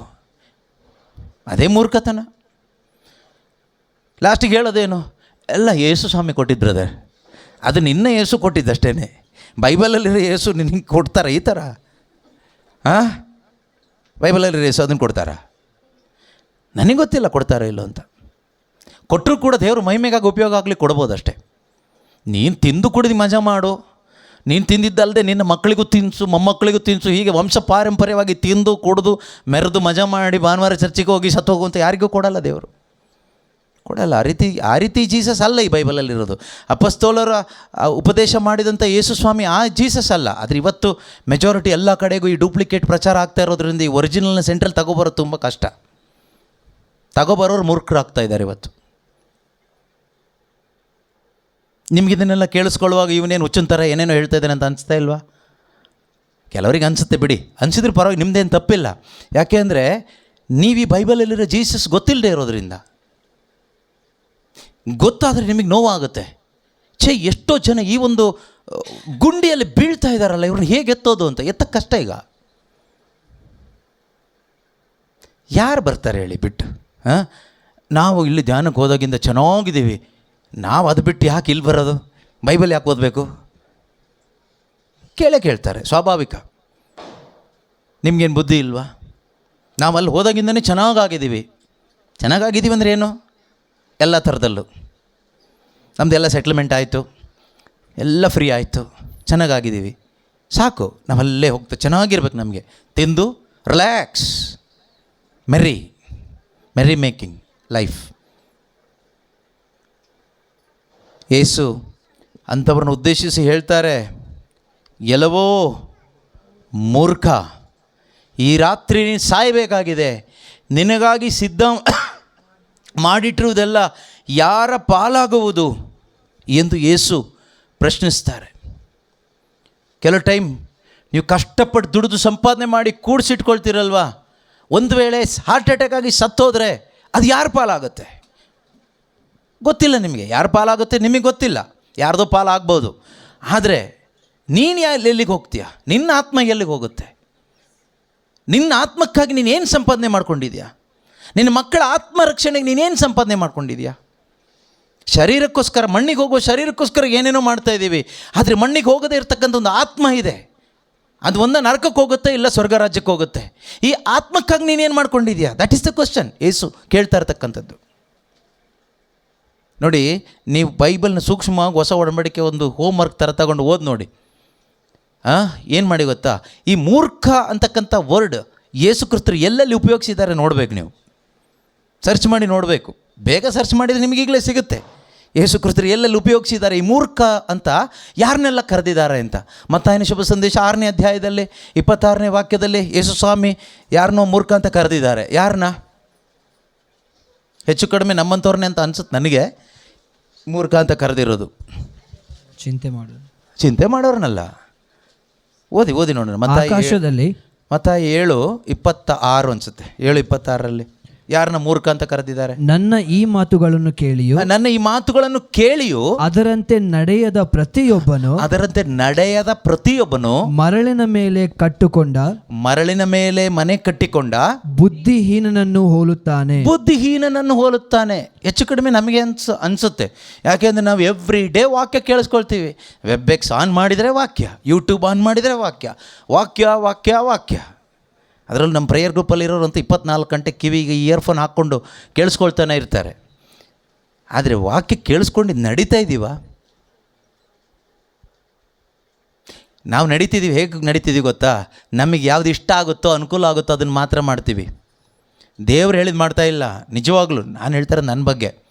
ನಾವೇನು ಮಾಡ್ತಾಯಿದ್ದೀವಿ ಅಂದರೆ, ನಮಗೆ ಯಾವುದು ಅನುಕೂಲ ಆಗುತ್ತೋ, ಕಂಫರ್ಟ್ ಆಗುತ್ತೋ ಇದನ್ನ ಮಾಡ್ಬೋದು ಅಂಥದ್ದು ಮಾತ್ರ ಮಾಡ್ತಾಯಿದ್ದೀವಿ. ಬಿಟ್ಟರೆ ದೇವ್ರಿಗೆ ಏನು ಇವತ್ತು ಆಲೋಚನೆ ಕೊಟ್ಟಿದ್ದಾರೋ ಅದನ್ನು ನಾವು ಮಾಡ್ತಾ ಇಲ್ಲ. ಅದು ನನ್ನ ಬಗ್ಗೆ ನನಗೆ ಅನಿಸ್ತಾ ಇರೋದು. ನಿಮ್ಮ ಬಗ್ಗೆ ನಿಮಗೇನು ಅನಿಸುತ್ತೋ ನನಗೆ ಗೊತ್ತಿಲ್ಲ, ನಿಮಗೆ ಬಿಟ್ಟಿದ್ದು.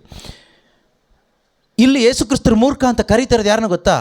ವಾಕ್ಯ ಕೇಳಿಸ್ಕೊಂಡು ಆಮೇನ್ ಅಂತ ಹೇಳಿ, ಚೆನ್ನಾಗಿದೆ ಅಂತ ಹೇಳಿ, ಚಪ್ಪಾಳೆ ತಟ್ಟಿ, ನೋಟ್ ಮಾಡಿಕೊಂಡು, ಬೈಬಲಲ್ಲೂ ನೋಟ್ ಮಾಡಿಕೊಂಡು, ಡೈರಿಲೂ ಬರ್ಕೊಂಡು ಮನೆಗೂ ಹೋಗ್ತೀವಿ. ಆಮೇಲೆ ಮರ್ತೇ ಬಿಡ್ತೀವಿ. ಅದರಂತೆ ನಡೆಯೋದೇ ಇಲ್ಲ.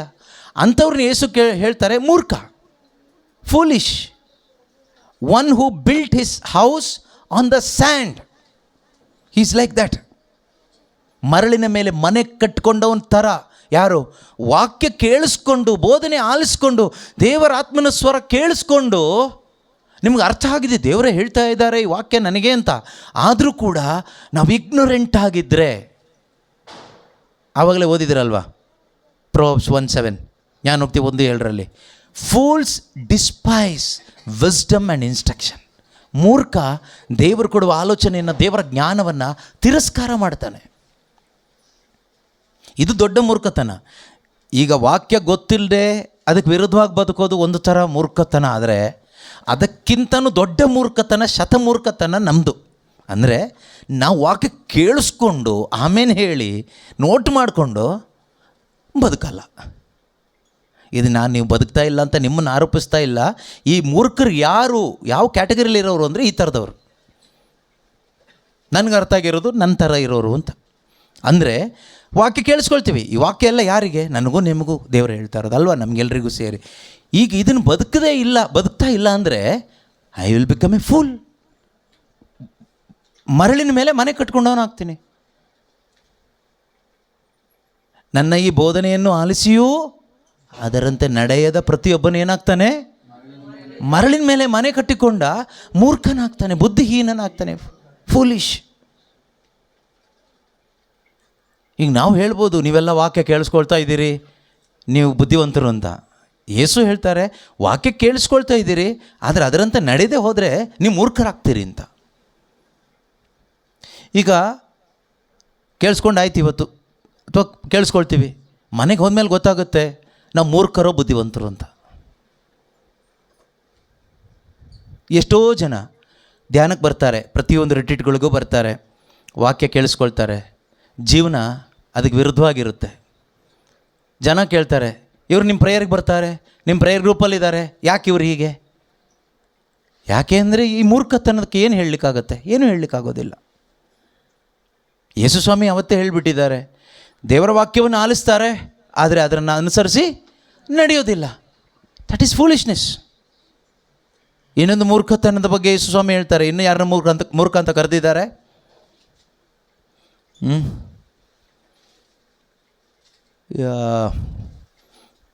ಲೂಕನ ಬರೆದ ಶುಭ ಸಂದೇಶ 24ನೇ ಅಧ್ಯಾಯದಲ್ಲಿ 25ನೇ ವಾಕ್ಯದಲ್ಲೂ ಕೂಡ ಯೇಸು ಇಬ್ಬರು ಶಿಷ್ಯರನ್ನ ಮೂರ್ಖರು ಅಂತ ಕರೆದಿದ್ದಾರೆ. ಪಾಪ ಅವರು ಟೆನ್ಷನಲ್ಲಿ ಹೋಗ್ತಾ ಇದ್ದಾರೆ. ಅದು ಒಳ್ಳೆ ಟೆನ್ಷನ್ನೇ ನಮ್ಮ ಲೆಕ್ಕದಲ್ಲಿ. ಯಾವ ಟೆನ್ಷನ್ ಗೊತ್ತಾ ಅವರಿಗೆ? ಇಷ್ಟು ದಿನ ಯೇಸು ಇದ್ದರು ನಮ್ಮ ಜೊತೆಯಲ್ಲಿ, ಈಗ ಸತ್ತೋಗ್ಬಿಟ್ಟ, ಎಲ್ಲಿ ಹೋಗ್ಬಿಟ್ನೋ ಗೊತ್ತಿಲ್ಲ. ಕೆಲವ್ರು ಹೇಳ್ತಾರೆ ಅವನು ಸ್ವರ್ಗಕ್ಕೆ ಹೋದ ಅಂತ, ಪುನರುತ್ಥಾನರಾದ ಅಂತ. ಕೆಲವ್ರು ಹೇಳ್ತಾರೆ ಅವನು ಎತ್ಕೊಂಡು ಹೋಗ್ಬಿಟ್ರಿ, ಯಾರು ಕಳ್ತನ ಮಾಡ್ಕೊಂಡು ಹೋದರು ಅಂತ. ಶಿಲುಬೆ ಮೇಲೆ ಸತ್ತಿದ್ದೆಲ್ಲ ಹೌದು, ನಾವು ನೋಡಿದ್ವಿ, ಆದರೆ ಈಗ ನೋಡಿದರೆ ಈ ಥರ ಕನ್ಫ್ಯೂಷನ್ ಆಗಿಬಿಟ್ಟಿದೆ ಅಂತ ಬೇಜಾರಲ್ಲಿ. ಯಾವ ವಿಷಯದಲ್ಲಿ? ಊಟ ಇಲ್ಲ, ಬಟ್ಟೆ ಇಲ್ಲ ಅಂತ ಬೇಜಾರು ಮಾಡ್ಕೊಂಡಿಲ್ಲ. ಯೇಸು ಸ್ವಾಮಿ ವಿಷಯದಲ್ಲಿ ತುಂಬ ಬೇಜಾರು ಮಾಡ್ಕೊಂಡು ನಡ್ಕೊಂಡು ಹೋಗ್ತಾ ಇದ್ದಾರೆ ಮಾತಾಡಿಕೊಂಡು. ಯೇಸು ಸ್ವಾಮಿ ಅವ್ರ ಜೊತೆಗೆ ಸೇರಿ ಪ್ರವಾದಿಗಳ ಪ್ರವಚನದಲ್ಲಿ ಯೇಸುವಿನ ಬಗ್ಗೆ ಎಲ್ಲೆಲ್ಲಿ ಏನೆಲ್ಲ ಬರೆಯಲಾಗಿದೆ ಅದನ್ನೆಲ್ಲ ವಿವರಿಸ್ತಾರೆ. ಹಾಗೆ ಹೇಳುವಾಗ ಅವ್ರ ಮಾತನ್ನು ಕೇಳಿ ಯೇಸು ಅವ್ರಿಗೊಂದು ಮಾತು ಹೇಳ್ತಾರೆ. ಏನಂತ ಹೇಳ್ತಾರೆ? ಎಂಥ ಮತಿಹೀನರು ನೀವು. ಎಂಥ ಮತಿಹೀನರು ನೀವು. ಮತಿಹೀನರು ಅಂದರೆ ಮೂರ್ಖರೇನಾ? ಹೌ ಫೂಲಿಶ್ ಯು ಆರ್ ಅಂತ ಇದೆಯಲ್ಲ. ಹಾಂ, ಪ್ರವಾದಿಗಳು ಹೇಳಿರುವುದೆಲ್ಲವನ್ನು ನಂಬುವುದರಲ್ಲಿ, ಪ್ರವಾದಿಗಳು ಹೇಳಿರುವುದೆಲ್ಲವನ್ನು ನಂಬುವುದರಲ್ಲಿ ಎಷ್ಟು ಮಂದ ಮತಿಗಳು ನೀವು. ಎಷ್ಟು ಮಂದಮತಿಗಳು ನೀವು. ಹಾಗಾದರೆ ಅದರ ಅರ್ಥ ಏನು? ಈ ಪವಿತ್ರ ಬೈಬಲ್ ಪುಸ್ತಕದಲ್ಲಿ ಯೇಸು ಕ್ರಿಸ್ತನ ಕುರಿತಾಗಿ, ನಿತ್ಯ ಜೀವದ ಕುರಿತಾಗಿ, ಯೇಸು ಕ್ರಿಸ್ತರ ಕುರಿತಾಗಿ ಅಂದರೆ ಅವರ ಪುನರಾಗಮನದ ತನಕ, ಆಯಿತಾ, ಅಲ್ಲಿವರೆಗೂ ಇದರಲ್ಲಿ ಬರೆದಿದೆ ಪ್ರವಾದನೆಗಳು. ಈ ಪ್ರವಾದನ ಪುಸ್ತಕದಲ್ಲಿ, ಬೈಬಲ್ ಒಂದು ಬುಕ್ ಆಫ್ ಪ್ರಾಫೆಸಿ, ಓಕೆ, ಈ ಪ್ರವಾದನ ಪುಸ್ತಕದಲ್ಲಿ, ಗ್ರಂಥದಲ್ಲಿ ಬರೆದಿರ್ತಕ್ಕಂಥದ್ದನ್ನು ನೀವು ನಂಬದೆ ಹೋದರೆ, ನಂಬುವುದರಲ್ಲಿ ನೀವೇನಾದರೂ ಸ್ಲೋ ಆದರೆ ನೀವು ಮೂರ್ಖರಾಗ್ತೀರಿ. ನಿಮಗೆ ಪ್ರಪಂಚದಲ್ಲಿ ನಡೆಯೋದೆಲ್ಲ ಅರ್ಥ ಆಗುತ್ತೆ. ಇದು ನಂಬಲಿಕ್ಕೆ ನಿಮ್ಗೆ ಆಗ್ತಾ ಇಲ್ವಾ? ಇದು ನಾನು ಹೇಳೋದಾದ್ರೆ ಇದು ಪಕ್ಕ ಕ್ರೈಸ್ತರಿಗೆ ಅಂತ ಹೇಳ್ತಾ ಇರೋದು ಯೇಸು ಸ್ವಾಮಿ ಅನಿಸುತ್ತೆ. ಯಾಕಂದರೆ ಅವರು ಯೇಸು ಜೊತೆಗೆ ಇದ್ದವರು, ಶಿಷ್ಯರು ಯೇಸು ಕ್ರಿಸ್ತರ ಜೊತೆಯಲ್ಲೇ ಇದ್ದವರು, ಯೇಸು ಮಾಡಿದ ಅದ್ಭುತಗಳನ್ನ ಕಂಡವರು, ಅವ್ರ ಬೋಧನೆಗಳನ್ನ ಕಂಡವರು, ಯೇಸು ಸ್ವಾಮಿಯ ಯಾತನೆಯನ್ನು ನೋಡಿದವರು. ಇದನ್ನೆಲ್ಲ ನೋಡಿನೂ ಅವ್ರು ನಂಬಲಿಲ್ಲ. ಏನನ್ನು ನಂಬಲಿಲ್ಲ? ಪ್ರವಾದಿಗಳು ಹೇಳಿರೋದು ನಂಬಿಲ್ಲ, ಯೇಸು ಹೇಳಿರೋದು ನಂಬಿಲ್ಲ. ಪ್ರವಾದಿಗಳು ಕೂಡ ಯೇಸು ಕ್ರಿಸ್ತರ ಪುನರುತ್ಥಾನದ ಬಗ್ಗೆ ಪ್ರವಾದನೆ ಮಾಡಿದ್ದಾರೆ. ಯೇಸುವೆ ಸ್ವತಃ ಅವ್ರ ಬಾಯಲ್ಲಿ ಹೇಳಿದ್ದಾರೆ, ನನಗೆ ನರಪುತ್ರನನ್ನು ಶಿಕ್ಷಿಸುವರು, ಶಿಲುಬೆಗೇರಿಸುವರು, ಅವನು ಸಾಯ್ತಾನೆ, ಆದರೆ 3ನೇ ದಿನ ಅವನು ಪುನರುತ್ಥಾನನಾಗ್ತಾನೆ. ಯೇಸು ಹೇಳಿದಾರಾ? ಸಾಯೋಕ್ಕಿಂತ ಮುಂಚೆ ವಿಷಯ ಯೇಸು ಹೇಳಿದಾರಾ? ಹೇಳಿದ್ದಾರೆ. ಪ್ರವಾದಿಗಳು ಹೇಳಿದಾರಾ? ಪ್ರವಾದಿಗಳು ಹೇಳಿದ್ದಾರೆ. ಆದರೆ ಇವರು ಅದನ್ನು ನಂಬಿದಾರಾ? ನಂಬಿಲ್ಲ. ಇವತ್ತು ನಮ್ಮ ಪರಿಸ್ಥಿತಿ ಏನಾಗಿದೆ? ಇದೇ ಪರಿಸ್ಥಿತಿ. ಭಾನುವಾರ ಚರ್ಚಲ್ಲಿ ವಿಶ್ವಾಸ ಪ್ರಮಾಣ ಹೇಳ್ತೀವ? ಶರೀರ ಪುನರುತ್ಥಾನವನ್ನು ವಿಶ್ವಾಸಿಸ್ತೇನೆ ಅಂತ ಹೇಳ್ತೀವ? ನಿತ್ಯ ಜೀವವನ್ನು ವಿಶ್ವಾಸಿಸ್ತೇನೆ ಅಂತ ಹೇಳ್ತೀವ? ಅದಕ್ಕೆ ತಕ್ಕ ಹಾಗೆ ಬದುಕ್ತಿದ್ದೀವ? ಅವರೇ ಮೂರ್ಖರು. ಶರೀರ ಪುನರುತ್ಥಾನವನ್ನು ವಿಶ್ವಾಸಿಸ್ತೇನೆ ಎಂದು ನಾವು ಹೇಳಿ, ವಿಶ್ವಾಸ ಪ್ರಮಾಣ ಹೇಳಿ, ಈ ಶರೀರವನ್ನು ಪಾಪಕೃತ್ಯಗಳಿಗೆ ಬಿಟ್ಟುಕೊಟ್ಟು, ದುರಭ್ಯಾಸಗಳಿಗೆ, ದುಶ್ಚಟಗಳಿಗೆ ಬಿಟ್ಟುಕೊಟ್ಟು, ಎಲ್ಲ ಥರದ ಹೊಲಸಿಗೂ ಬಿಟ್ಟುಕೊಟ್ಟು, ಲೋಕಕ್ಕೆ ಬಿಟ್ಟುಕೊಟ್ಟು ಬದುಕ್ತೀವಿ. ಶರೀರ ಪುನರುತ್ಥಾನವನ್ನು ವಿಶ್ವಾಸಿಸ್ತೀನಿ ಅಂತಲೇ ಹೇಳ್ತೀವಿ. ಅದು ಯಾವ ಥರ ವಿಶ್ವಾಸ? ಅದು ಮೂರ್ಖತನ ಅಲ್ವಾ? ಅಥವಾ ಅದೊಂದು ರೀತಿ ಮೂರ್ಖತನ ಆದರೆ ನಾವು ಯೇಸು ಕ್ರಿಸ್ತನಿಗೋಸ್ಕರ ಇವತ್ತು ಬದುಕೋದಿಲ್ಲ. ಯಾಕೆ? ಶುಭ ಸಂದೇಶ ಸಾರಿದ್ರೆ, ಯಾರಾದರೂ ಹೊಡೆದ್ರೆ, ಬಡಿದ್ರೆ, ಸಾಯಿಸಿದರೆ ಏನಾಗುತ್ತೆ? ಸತ್ತೋಗ್ತೀವಿ. ಆಮೇಲೆ ಪುನರುತ್ಥಾನ ಆಗ್ತೀವಿ. ಪುನರುತ್ಥಾನದಲ್ಲಿ ವಿಶ್ವಾಸ ಇಲ್ಲದೆ ಇದ್ದರೆ ನೀನು ಶುಭ ಸಂದೇಶ ಸಾರಲ್ಲ. ಅಯ್ಯೋ, ಅವ್ರನ್ನೆಲ್ಲ ಅಲ್ಲಿ ಹೊಡೆದಿದ್ದಾರಂತೆ, ಅಲ್ಲಿ ಸಾಯಿಸಿದಾರಂತೆ, ಎಲ್ಲಿ ಸಿರಿಯಾದಲ್ಲಿ ಅಲ್ವಾ? ಸಿರಿಯಾದಲ್ಲಿ ಎಷ್ಟೋ ಕ್ರೈಸ್ತರನ್ನ ಕತ್ತರಿಸಿ ಹಾಕಿದಾರಂತೆ. ನೈಜೀರಿಯಾದಲ್ಲಿ, ಸಿರಿಯಾದಲ್ಲೂ ಇದೆ, ನೈಜೀರಿಯಾದಲ್ಲೂ ಇದೆ, ಎಲ್ಲ ಕಡೆಗಳಲ್ಲೂ ಇದೆ. ಕೆಲವ್ದು ಬೆಳಕಿಗೆ ಬರುತ್ತೆ, ಕೆಲವ್ದು ಬೆಳಕಿಗೆ ಬರೋದಿಲ್ಲ ಅಷ್ಟೇ. ನಾರ್ತ್ ಇಂಡಿಯಾದಲ್ಲೂ ಇದೆ. ಅನೇಕ ಕಡೆಗಳಲ್ಲಿ ಕ್ರೈಸ್ತರನ್ನ ಹಿಂಸಿಸ್ತಾರೆ, ಕೆಲವ್ರನ್ನ ಸಾಯಿಸ್ತಾರೆ. ಅದರಷ್ಟು ಒಳ್ಳೆ ಮರಣ ಬೇರೆ ಯಾವುದಿದೆ ಹೇಳಿ? ನಮಗೆ ಶರೀರ ಪುನರುತ್ಥಾನದಲ್ಲಿ ನಂಬಿಕೆ ಇಲ್ಲದೆ ಇರೋದ್ರಿಂದ ನಾವು ಸಾವಿಗೆ ಹೆದರ್ಕೊಂಡು ಬದುಕ್ತಾ ಇದ್ದೀವಿ. ಈಗ ಆಸ್ಪತ್ರೆಗೆ ಹೋಗೋದು, ಟ್ರೀಟ್ಮೆಂಟ್ ಮಾಡೋದು ಏನಕ್ಕೆ ಹೇಳಿ? ಬದುಕಲಿಕ್ಕೆ ಸಾವಿಗೆ ಹೆದರ್ಕೊಂಡ ಹೇಳಿ? ನಾನು ಬದುಕಬಾರ್ದಾ? ಯಾಕೆ ಬದುಕ್ತೀಯ? ಬದುಕಿ ಏನು ಮಾಡ್ತೀಯ? ಇನ್ನೊಂದಿಷ್ಟು ತಿಂದು ಕುಡಿ ಮಜಾ ಮಾಡು ಅಷ್ಟೇ ತಾನೆ. ಅದಕ್ಕೋಸ್ಕರ ಯಾಕೆ ಬದುಕಬೇಕು? ಅಲ್ಲ, ದೇವರು ಸೃಷ್ಟಿ ಮಾಡಿದ್ದು, ದೇವರು ಅದಕ್ಕಂತ ಸೃಷ್ಟಿ ಮಾಡಿಲ್ಲ. ತಿನ್ನಬೇಡ ಅಂತಲೂ ಹೇಳಲಿಲ್ಲ. ಊಟ ಬಟ್ಟೆ ಇದ್ರೆ ಅಷ್ಟೇ ಸಾಕು ಅಂತ ಹೇಳಿದ್ದಾರೆ. ಅವರ ಮಹಿಮೆಗಾಗಿ ಬದುಕಬೇಕು. You should live for the glory of God. That is the reason God created you. ಅವರ ಮಹಿಮೆಗಾಗಿ ಅಷ್ಟೇ, ಬೇರೆ ಏನಿಲ್ಲ. ಅವರ ಮಹಿಮೆಗಾಗಿ. ಇಲ್ಲ ನಮ್ಮ ಅಪ್ಪಂಗೋಸ್ಕರ ಬದುಕಬೇಕು, ತಾತಂಗೋಸ್ಕರ ಬದುಕಬೇಕು, ಅಮ್ಮಂಗ, ಅದೆಲ್ಲ ಆಮೇಲೆ. ಫಸ್ಟು ನಿನ್ನನ್ನು ಸೃಷ್ಟಿ ಮಾಡಿ ಸೃಷ್ಟಿಕರ್ತನಿಗೋಸ್ಕರ ಬದುಕಬೇಕು. Should live for your creator, your God Jesus. ಆಮೇಲೆ ಬಾಕಿ ಅಲ್ಲ.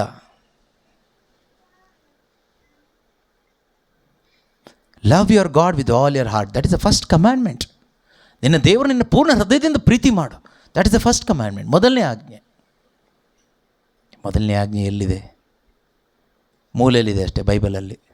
ಜೀವನದಲ್ಲಿ ಅಳವಡಿಸ್ಕೊಂಡಿದ್ದೀವ? ಇಲ್ಲ. ಆಮೇಲೆ ಹಾಡ್ತೀವಿ, ಪ್ರೀತಿಸುವೆ ಇನ್ನೂ ಹೆಚ್ಚಾಗಿ, ಪ್ರೀತಿಸುವೆ ಇನ್ನೂ ಹೆಚ್ಚಾಗಿ. ಹೇಳ್ತೀವಿ, ಮಾಡೋದಿಲ್ಲ. ಅದೇ ಅಂಥವ್ರನ್ನೇ ಕರೆದಿರೋದು ಮೂರ್ಖರು ಅಂತ.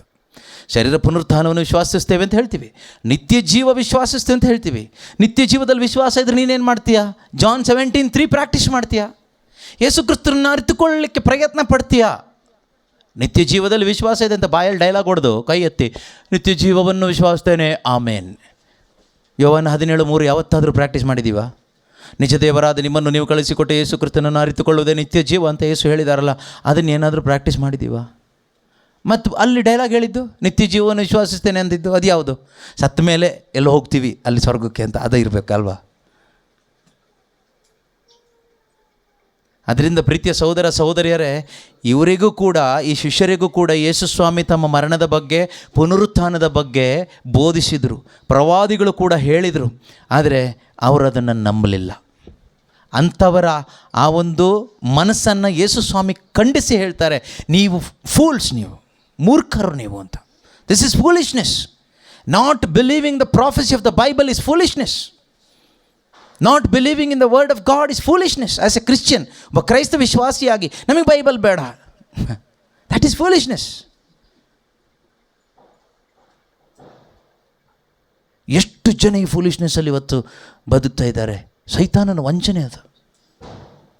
ಪ್ರೀತಿಯ ಸಹೋದರ ಸಹೋದರಿಯರೇ, ಮತ್ತೆ ಹೇಳ್ತೀನಿ, ನಿತ್ಯ ಜೀವಕ್ಕಾಗಿ ದೇವರು ನಮ್ಮನ್ನು ಸೃಷ್ಟಿ ಮಾಡಿದ್ದು. ಯೇಸು ಕ್ರಿಸ್ತರು ಬಂದಿದ್ದು ಆ ನಿತ್ಯ ಜೀವ ನಮಗೆ ಕೊಡಲಿಕ್ಕೆ. ಅದು ನಮ್ಮ ಜೀವಿತದಲ್ಲಿ ಅನುಭವ ಆಗಿಲ್ಲ ಅಂದರೆ ನಮ್ಮ ಕ್ರೈಸ್ತ ಜೀವನಕ್ಕೆ ಯಾವುದೇ ಬೆಲೆ ಇಲ್ಲ. ಈ ನಿತ್ಯ ಜೀವದ ಆಸಕ್ತಿ ಇಲ್ಲದೆ ನಾವು ಬದುಕೋದಾದರೆ ದ್ಯಾಟ್ ಈಸ್ ಅಟರ್ ಫೂಲಿಶ್ನೆಸ್. ಅದೇ ಒಂದು ಮೂರ್ಖತನದ ಜೀವನ. ಇವತ್ತು ಎಷ್ಟೋ ಜನ ಈ ರೀತಿಯ ಒಂದು ಮೂರ್ಖತನದಲ್ಲಿ ಬದುಕ್ತಾ ಇದ್ದಾರೆ. ಇನ್ಯಾವುದು ಫೂಲಿಶ್ನೆಸ್ ಇದೆ? ಇನ್ಯಾರನ್ನ ಫೂಲ್ಸ್ ಅಂತ ಕರೆದಿದ್ದಾರೆ ಯೇಸುಸ್ವಾಮಿ? ಕಳೆದ ವಾರದಲ್ಲಿ ರೀಡಿಂಗ್ಸಲ್ಲೇ ಗಾಸ್ಪಲಲ್ಲಿ ಯೇಸುಸ್ವಾಮಿ ಫರಿಸಾಯರು ಧರ್ಮಶಾಸ್ತ್ರಿಗಳನ್ನೆಲ್ಲ ಬೆಂಡೆತ್ತಿದ್ದಾರೆ ಅದಲ್ವಾ? ಮೂರ್ಖರೇ, ಅಲ್ಲಿ ಸರ್ಪಗಳು ಮೂರ್ಖರು ಏನೇನು ಹೇಳಿದ್ದಾರೆ. ಮತ್ತಾಯನ ಶುಭ ಸಂದೇಶದಲ್ಲಿ 23ನೇ ಅಧ್ಯಾಯ ಅನ್ಸೋದು 23ರಲ್ಲಿ 26ನೇ ವಾಕ್ಯನ, 27ನೇ ವಾಕ್ಯನ, 25ನೇ ವಾಕ್ಯನ ನೋಡಿ. ಯು ಬ್ಲೈಂಡ್ ಫೂಲ್ಸ್ ಅಂತ ಇದೆ ನೋಡಿ. ಕುರುಡು ಮೂರ್ಖರೇ, ಮತಿಗೆಟ್ಟ ಕುರುಡರೇ, ಕುರುಡು ಕಪಟದ ಅದಲ್ಲ, ಕುರುಡು ಮತಿಗೆಟ್ಟ ಅಂತ ಇದೆಯಲ್ಲ ಅದು.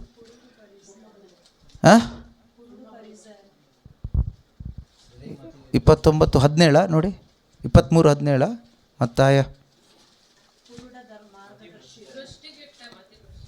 ದೃಷ್ಟಿಗೆಟ್ಟ, ಅದು ಎಷ್ಟನೇ ವಾಕ್ಯ? 23:17 ಏನಂತ ಇದೆ? ದೃಷ್ಟಿ ಕೆಟ್ಟು ಹೋಗಿರುವ ಮತಿಭ್ರಷ್ಟರು ಅಂದ್ರೆ ಏನು? ಫೂಲ್ಸ್. You blind fools. ಇದು ಯಾರಿಗೆ ಹೇಳ್ತಾ ಇರೋದು? ಇದು ಹೇಳ್ತಾ ಇರೋದು ಮೈಕ್ ಹಿಡ್ಕೊಂಡು ಬೋಧನೆ ಮಾಡುವ ನನ್ನಂಥವರಿಗೆ. ಯು ಬ್ಲೈಂಡ್ ಫೂಲ್ಸ್ ಅಂದರೆ ಯಾವ ವಿಷಯದಲ್ಲಿ ಗೊತ್ತಾ? ಧಾರ್ಮಿಕ ವಿಷಯಗಳಿಗೆ ಮಾತ್ರ ಮಹತ್ವ ಕೊಟ್ಟು ದೇವರಿಗೆ ಮಹತ್ವ ಇಲ್ಲೇ ಇರೋದು. ಧಾರ್ಮಿಕ ವಿಷಯಗಳಿಗೆ ತುಂಬ ಮಹತ್ವ ಕೊಟ್ಟು ಬೋಧನೆ ಮಾಡೋದು. ಕಾಣಿಕೆ ಕೊಡಿ, ಡೊನೇಷನ್ ಕೊಡಿ, ಅದು ಕೊಡಿ, ಇದು ಕೊಡಿ, ಅದು ಮಾಡಿ, ಇದು ಮಾಡಿ. ದೇವ್ರ ಬಗ್ಗೆ ಏನೂ ಇಲ್ಲ. ನಿತ್ಯ ಜೀವಕ್ಕೆ ಸಂಬಂಧಪಟ್ಟಿದ್ದು ಏನೂ ಇಲ್ಲ. ಪಶ್ಚಾತ್ತಾಪಕ್ಕೆ ಸಂಬಂಧಪಟ್ಟಿದ್ದು ಏನು ವಿಷಯನೇ ಇಲ್ಲ. ಬರೀ ಧಾರ್ಮಿಕ ಆಚರಣೆಗೆ ಸಂಬಂಧಪಟ್ಟ ವಿಷಯಗಳೇ, ಅದಕ್ಕೆ ಮಹತ್ವ ಕೊಡೋದು. ಬ್ಲೈಂಡ್ ಗೈಡ್ಸ್, ಕುರುಡು ಮಾರ್ಗದರ್ಶಕರೇ, ಫೂಲಿಶ್ ಗೈಡ್ಸ್, ಬ್ಲೈಂಡ್ ಫೂಲ್ಸ್. ದೃಷ್ಟಿಗೆಟ್ಟ ಮತಿಭ್ರಷ್ಟರೇ. ವರ್ಡ್ ತುಂಬ ಚೆನ್ನಾಗಿದೆ. ದೃಷ್ಟಿ ಕೆಟ್ಟು ಹೋಗಿರುವ ಮುಠಾಳ್ರೆ ಅಂತ. ಅದೇ ನಡೀತಾ ಇದೆ ಇವತ್ತು ಎಲ್ಲ ಕಡೆಗಳಲ್ಲೂ. ಧರ್ಮನ ಪ್ರಚಾರ ಮಾಡ್ತಾ ಇದೀವಿ ಬಿಟ್ಟರೆ, ಅವ್ರವ್ರ ಧರ್ಮನ ಪ್ರಚಾರ ಮಾಡ್ತಾ ಇದೀವಿ ಬಿಟ್ಟರೆ, ಯೇಸು ಕ್ರಿಸ್ತರನ್ನ ಯಾರು ಪ್ರಚಾರ ಮಾಡ್ತಾ ಇದ್ದಾರೆ? ಯಾರು ಪ್ರಚಾರ ಮಾಡಬೇಕು? ನಾವೆಲ್ಲರೂ ಮಾಡಬೇಕು. ಶುಭ ಸಂದೇಶ ಪ್ರಚಾರ ಮಾಡಬೇಕು. ಧರ್ಮದ ಆಚರಣೆ ವಿಚಾರಣೆಗಳನ್ನಲ್ಲ, ಅದಕ್ಕೆ ಅಲ್ಲ ಪ್ರಾಮುಖ್ಯತೆ ಯೇಸು ಕ್ರಿಸ್ತನಿಗೆ. ಅವ್ರು ಹೇಳ್ತಾರಲ್ಲ, ಬಲಿಪೀಠದ ಮೇಲೆ ಯಾರಾದರೂ ಕಾಣಿಕೆ ತಂದಿಟ್ಟರೆ ನೀವು ಕಾಣಿಕೆಗೆ ಇಂಪಾರ್ಟೆನ್ಸ್ ಕೊಡ್ತೀರಿ, ಬಲಿಪೀಠಕ್ಕೆ ಬಲಿಪೀಠ ಉದುರು ಬಿದ್ದು ಹೋದ್ರೂ ನೀವು ತಲೆ ಕೆಡಿಸ್ಕೊಳ್ಳೋದಿಲ್ಲ. ಯಾವುದು ಮುಖ್ಯ? ಕಾಣಿಕೆ ಮುಖ್ಯನಾ, ಬಲಿಪೀಠ ಮುಖ್ಯನಾ?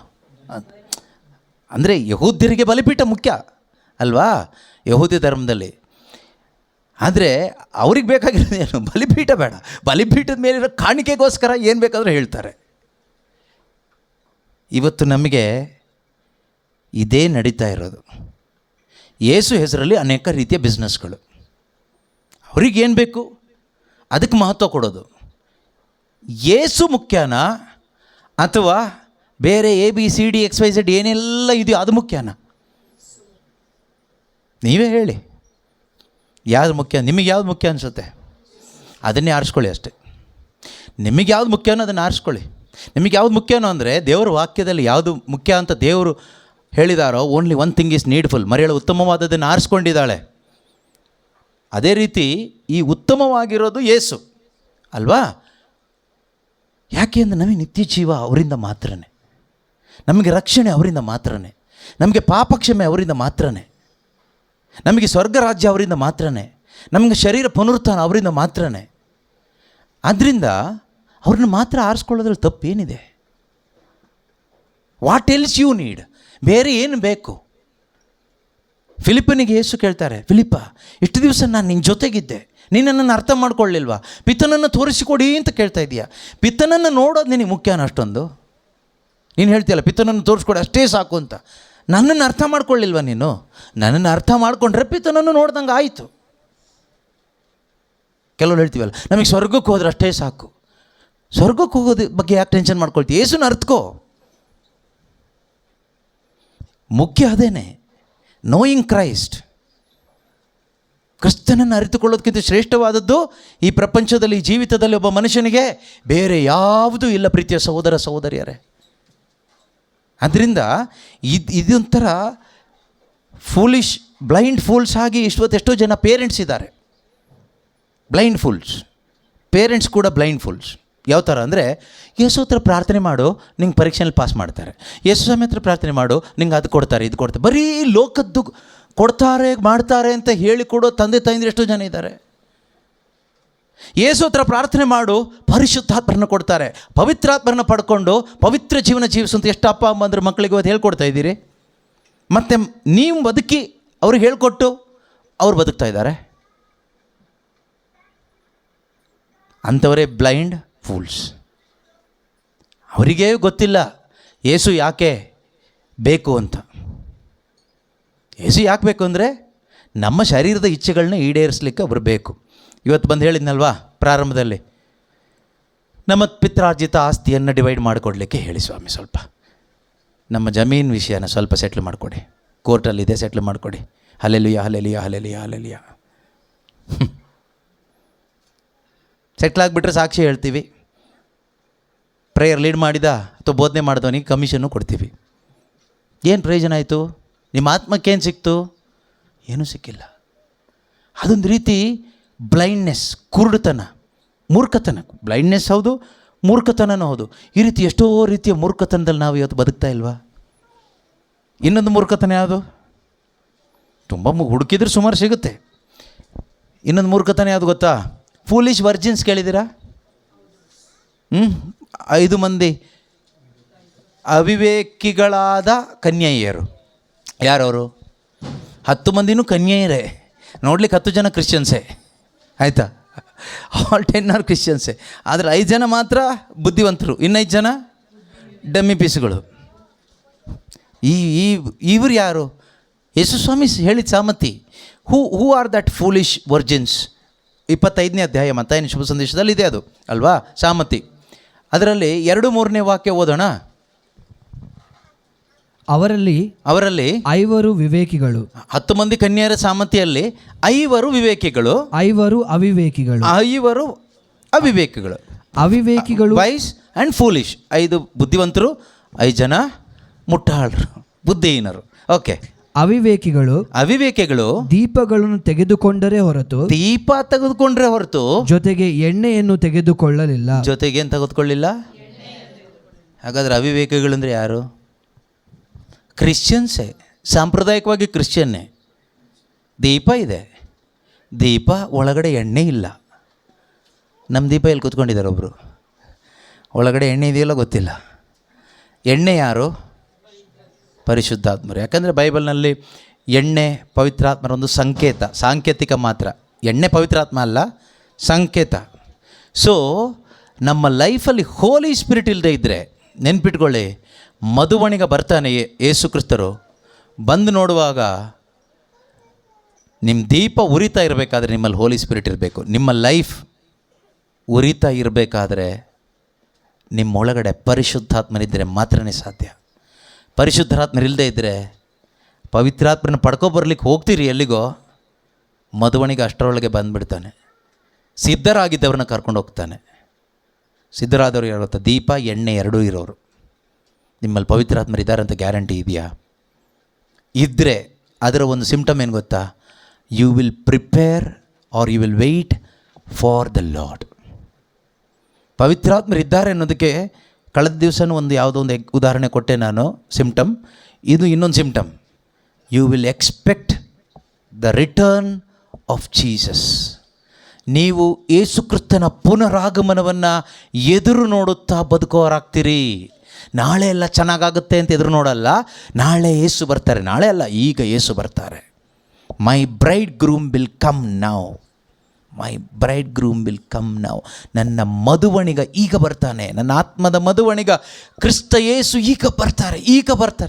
ಈಗ ಯೇಸು ಬರ್ತಾರೆ ಅನ್ನೋರು ಯಾಕೆ ಟೆನ್ಷನಲ್ಲಿ ಬದುಕ್ತಾರೆ? ಈ ನಂಬಿಕೆ, ಈ ನಿರೀಕ್ಷೆಯಲ್ಲಿದ್ದವರು ಟೆನ್ಷನಲ್ಲಿ ಬದುಕ್ತಾರೆ. ನಾಳೆ ಬಗ್ಗೆ, ನಾಡಿದ ಬಗ್ಗೆ, ಮಕ್ಕಳ ಬಗ್ಗೆ, ಆಸ್ತಿ ಬಗ್ಗೆ, ಅದ್ರ ಬಗ್ಗೆ, ಇದ್ರ ಬಗ್ಗೆ ಟೆನ್ಷನ್ ಇರುತ್ತೆ. ಯೇಸು ಈಗ ಬರ್ತಾರೆ ಎಂಬ ನಿರೀಕ್ಷೆ ಇದ್ದರೆ ಈ ಟೆನ್ಷನ್ ಸತ್ತೋಗುತ್ತೆ. ಯೇಸು ಯಾವಾಗ ಬರ್ತಾರೋ ನನಗೆ ಗೊತ್ತಿಲ್ಲ, ಅವ್ರು ಯಾವಾಗಾದರೂ ಬರಲಿ. ನಮ್ಮ ನಿರೀಕ್ಷೆ ಏನು? ಈಗ ಬರ್ತಾರೆ, ಈಗ ಬರ್ತಾರೆ. ನಿರೀಕ್ಷೆ ಇಲ್ಲದೆ ಬದುಕೋದೇ ಫೂಲಿಶ್ನೆಸ್. ಈ ಹೋಪ್ ಇಲ್ಲದೆ ಬದುಕುವ ಕ್ರೈಸ್ತ ಜೀವನ ಮೂರ್ಖತನದ ಕ್ರೈಸ್ತ ಜೀವನ.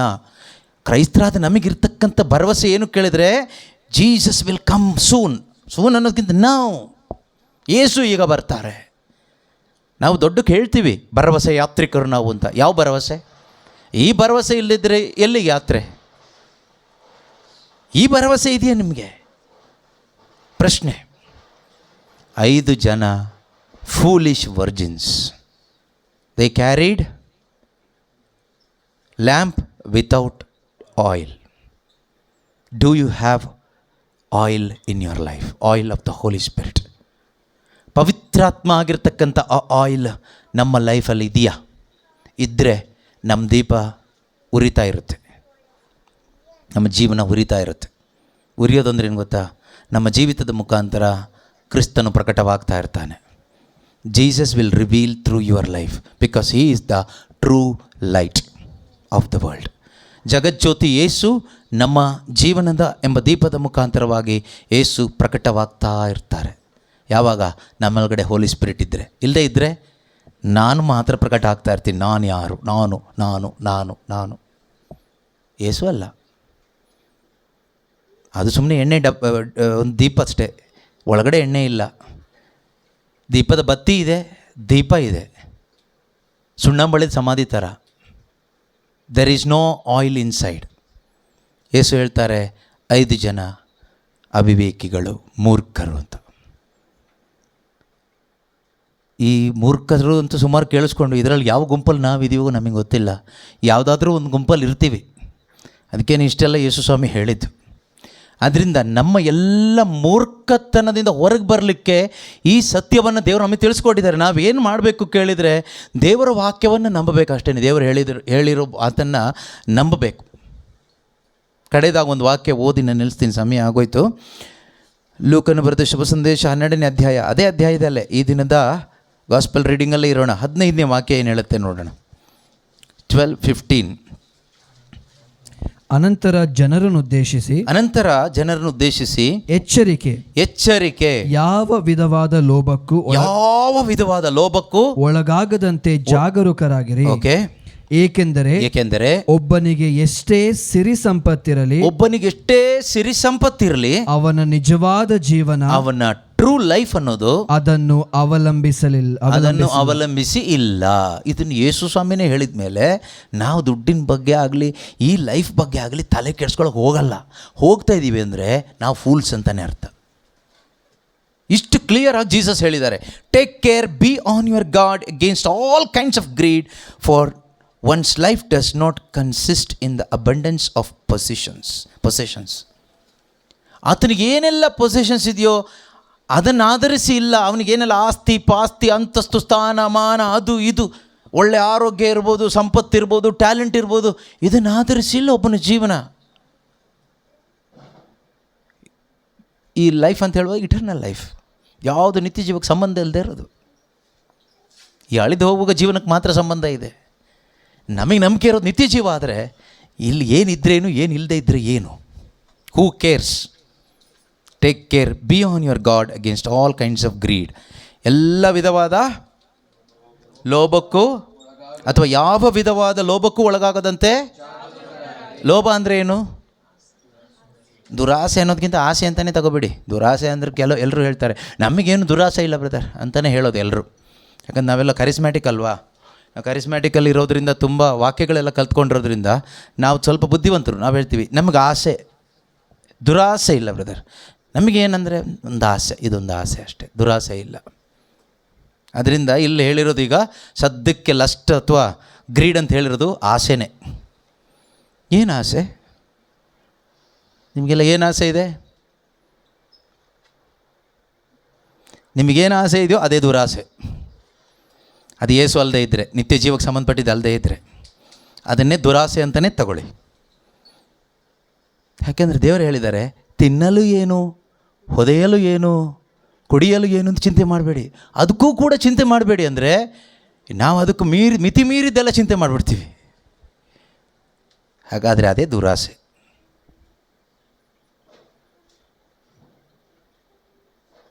ನಿಮ್ಮಲ್ಲಿ ಯಾರಿಗಾದರೂ ಊಟದ ಬಗ್ಗೆ ಆಸೆ ಇದೆ? ಇವತ್ತು ಊಟ ಮಾಡಬೇಕು, ನೀರು ಕುಡಿಬೇಕು, ಹೊದ್ಕೋಬೇಕು ಅಂತ ಆಸೆ ಪಡ್ತಾ ಇದ್ದೀರಾ? ಅದನ್ನು ದಾಟಿ ಹೋಗಿಬಿಟ್ಟಿದೆ ನಮ್ಮದು ಆಸೆ. ಅದೇ ದುರಾಸೆ. ದುರಾಸೆ ಇದೆಯಾ? ದುರಾಸೆನೇ ಇರೋದು.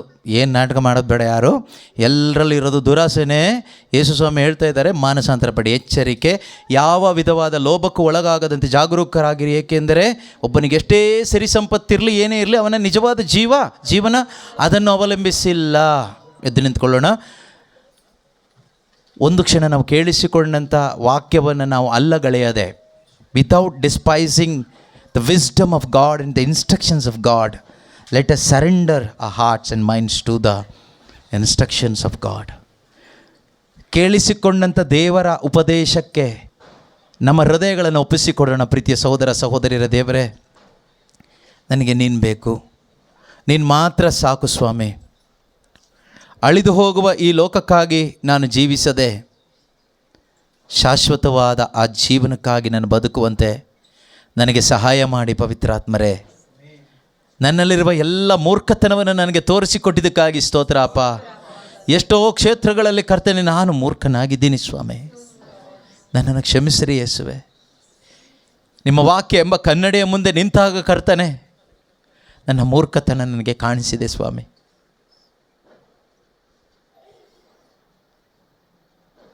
ಪವಿತ್ರಾತ್ಮರೇ, ನಮ್ಮನ್ನು ಬಲಪಡಿಸಿರಿ.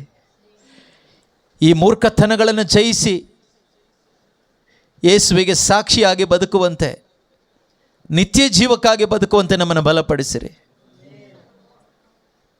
ನಿಜ ದೇವರಾದ ನಿಮ್ಮನ್ನು ನೀವು ಕಳಿಸಿಕೊಟ್ಟ ಕ್ರಿಸ್ತ ಯೇಸುವನ್ನು ಅರಿತುಕೊಳ್ಳುವುದೇ ನಿತ್ಯ ಜೀವ ಎಂದು ನೀವು ನುಡಿದಿದ್ದೀರಿ ಯೇಸುವೆ.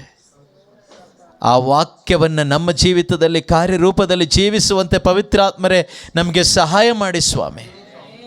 ನೀವು ನಮಗೆ ಕೊಟ್ಟಂಥ ಈ ಒಂದು ರಕ್ಷಣೆಯನ್ನು ನಾವು ಕಳೆದುಕೊಳ್ಳದ ಹಾಗೆ ನಮ್ಮ ಪವಿತ್ರೀಕರಣದ ಜೀವನವನ್ನು ಜೀವಿಸಲು ಬೇಕಾದಂಥ ಈ ಸತ್ಯಕ್ಕೆ ಬಿಗಿಯಾಗಿ ಕಚ್ಚಿಕೊಂಡು ಜೀವಿಸುವಂತೆ ನಮ್ಮೊಬ್ಬೊಬ್ಬರನ್ನು ಬಲಪಡಿಸಿರಿ ಅಪ್ಪ. Thank you Jesus, praise you Jesus, hallelujah. ಯೇಸುವೇ ಸ್ತೋತ್ರ ಅಪ್ಪ, ಸ್ತೋತ್ರ ಅಪ್ಪ. ಮರಳಿ ಬರಲಿರುವ ನಿಮ್ಮನ್ನು ಎದುರು ನೋಡುತ್ತಾ ಬದುಕಲು ಬೇಕಾದ ಕೃಪೆ ನಮ್ಮೊಬ್ಬೊಬ್ಬರಲ್ಲಿ ಉಂಟಾಗಲಿ ಸ್ವಾಮಿ. ಅಳಿದು ಹೋಗುವ ಲೋಕವನ್ನು ನೋಡದೆ, ಅಳಿದು ಹೋಗದೇ ಇರತಕ್ಕಂತಹ ಆ ಸ್ವರ್ಗ ರಾಜ್ಯವನ್ನು ನೋಡುತ್ತಾ ಆ ಅಮರ ಜೀವಕ್ಕಾಗಿ ಬದುಕುವಂತೆ ಕರ್ತನೆ ಬೇಕಾದ ಜ್ಞಾನ ನಮ್ಮೊಬ್ಬರಲ್ಲಿ ತುಂಬಲ್ಪಡಲಿ ಅಪ್ಪ, ತುಂಬಲ್ಪಡಲಿ ಕರ್ತನೆ. ಆ ಜ್ಞಾನ ನಮ್ಮ ಹೃದಯದಲ್ಲಿ ಸ್ವೀಕಾರವಾಗಲಿ ಅಪ್ಪ, ಸ್ವೀಕಾರವಾಗಲಿ ಸ್ವಾಮಿ. ಹೋಲಿ ಸ್ಪಿರಿಟ್ ಹೆಲ್ಪ್ ಅಸ್ ಲಾರ್ಡ್. ಪವಿತ್ರಾತ್ಮರೇ ನಮಗೆ ಸಹಾಯ ಮಾಡಿ ಸ್ವಾಮಿ. ಎಷ್ಟೊಂದು ಮೂರ್ಖನಾಗಿ ನಾನು ಹೋಗ್ತಾ ಇದ್ದೇನಪ್ಪ. ಈ ದಿನ ನನ್ನನ್ನು ಎಚ್ಚರಿಸಿದಕ್ಕಾಗಿ ಸ್ತೋತ್ರ ಅಪ್ಪ. ಎಷ್ಟೋ ರೀತಿಯ ದುರಿಚ್ಛೆಗಳಿಗೆ ಬಲಿಯಾಗಿ ಆತ್ಮ ನಷ್ಟಪಡಿಸಿಕೊಂಡು ಹೋಗುವ ಆ ಮಾರ್ಗದಲ್ಲಿರುವ ನನ್ನನ್ನು ಕರ್ತನೆ ತಿರುಗಿ ಕರೆದುದಕ್ಕಾಗಿ ಸ್ತೋತ್ರ ಸ್ವಾಮಿ. ನಿತ್ಯ ಜೀವದ ಮಾರ್ಗಕ್ಕೆ ನನ್ನನ್ನು ಕರೆತಿರುವುದಕ್ಕಾಗಿ ಸ್ತೋತ್ರ ಅಪ್ಪ. ನನ್ನ ಮೂರ್ಖತನವನ್ನು ನನಗೆ ತಿಳಿಸಿಕೊಟ್ಟ ಪವಿತ್ರಾತ್ಮರೇ ನಿಮಗೆ ಸ್ತೋತ್ರವಾಗಲಿ ಸ್ವಾಮಿ. Thank you Jesus, hallelujah. ಯೇಸುವೇ ಸ್ತೋತ್ರ ಅಪ್ಪ, ಸ್ತೋತ್ರ ಅಪ್ಪ, ಸ್ತೋತ್ರ ಸ್ತೋತ್ರ ಸ್ತೋತ್ರ ಸ್ತೋತ್ರ.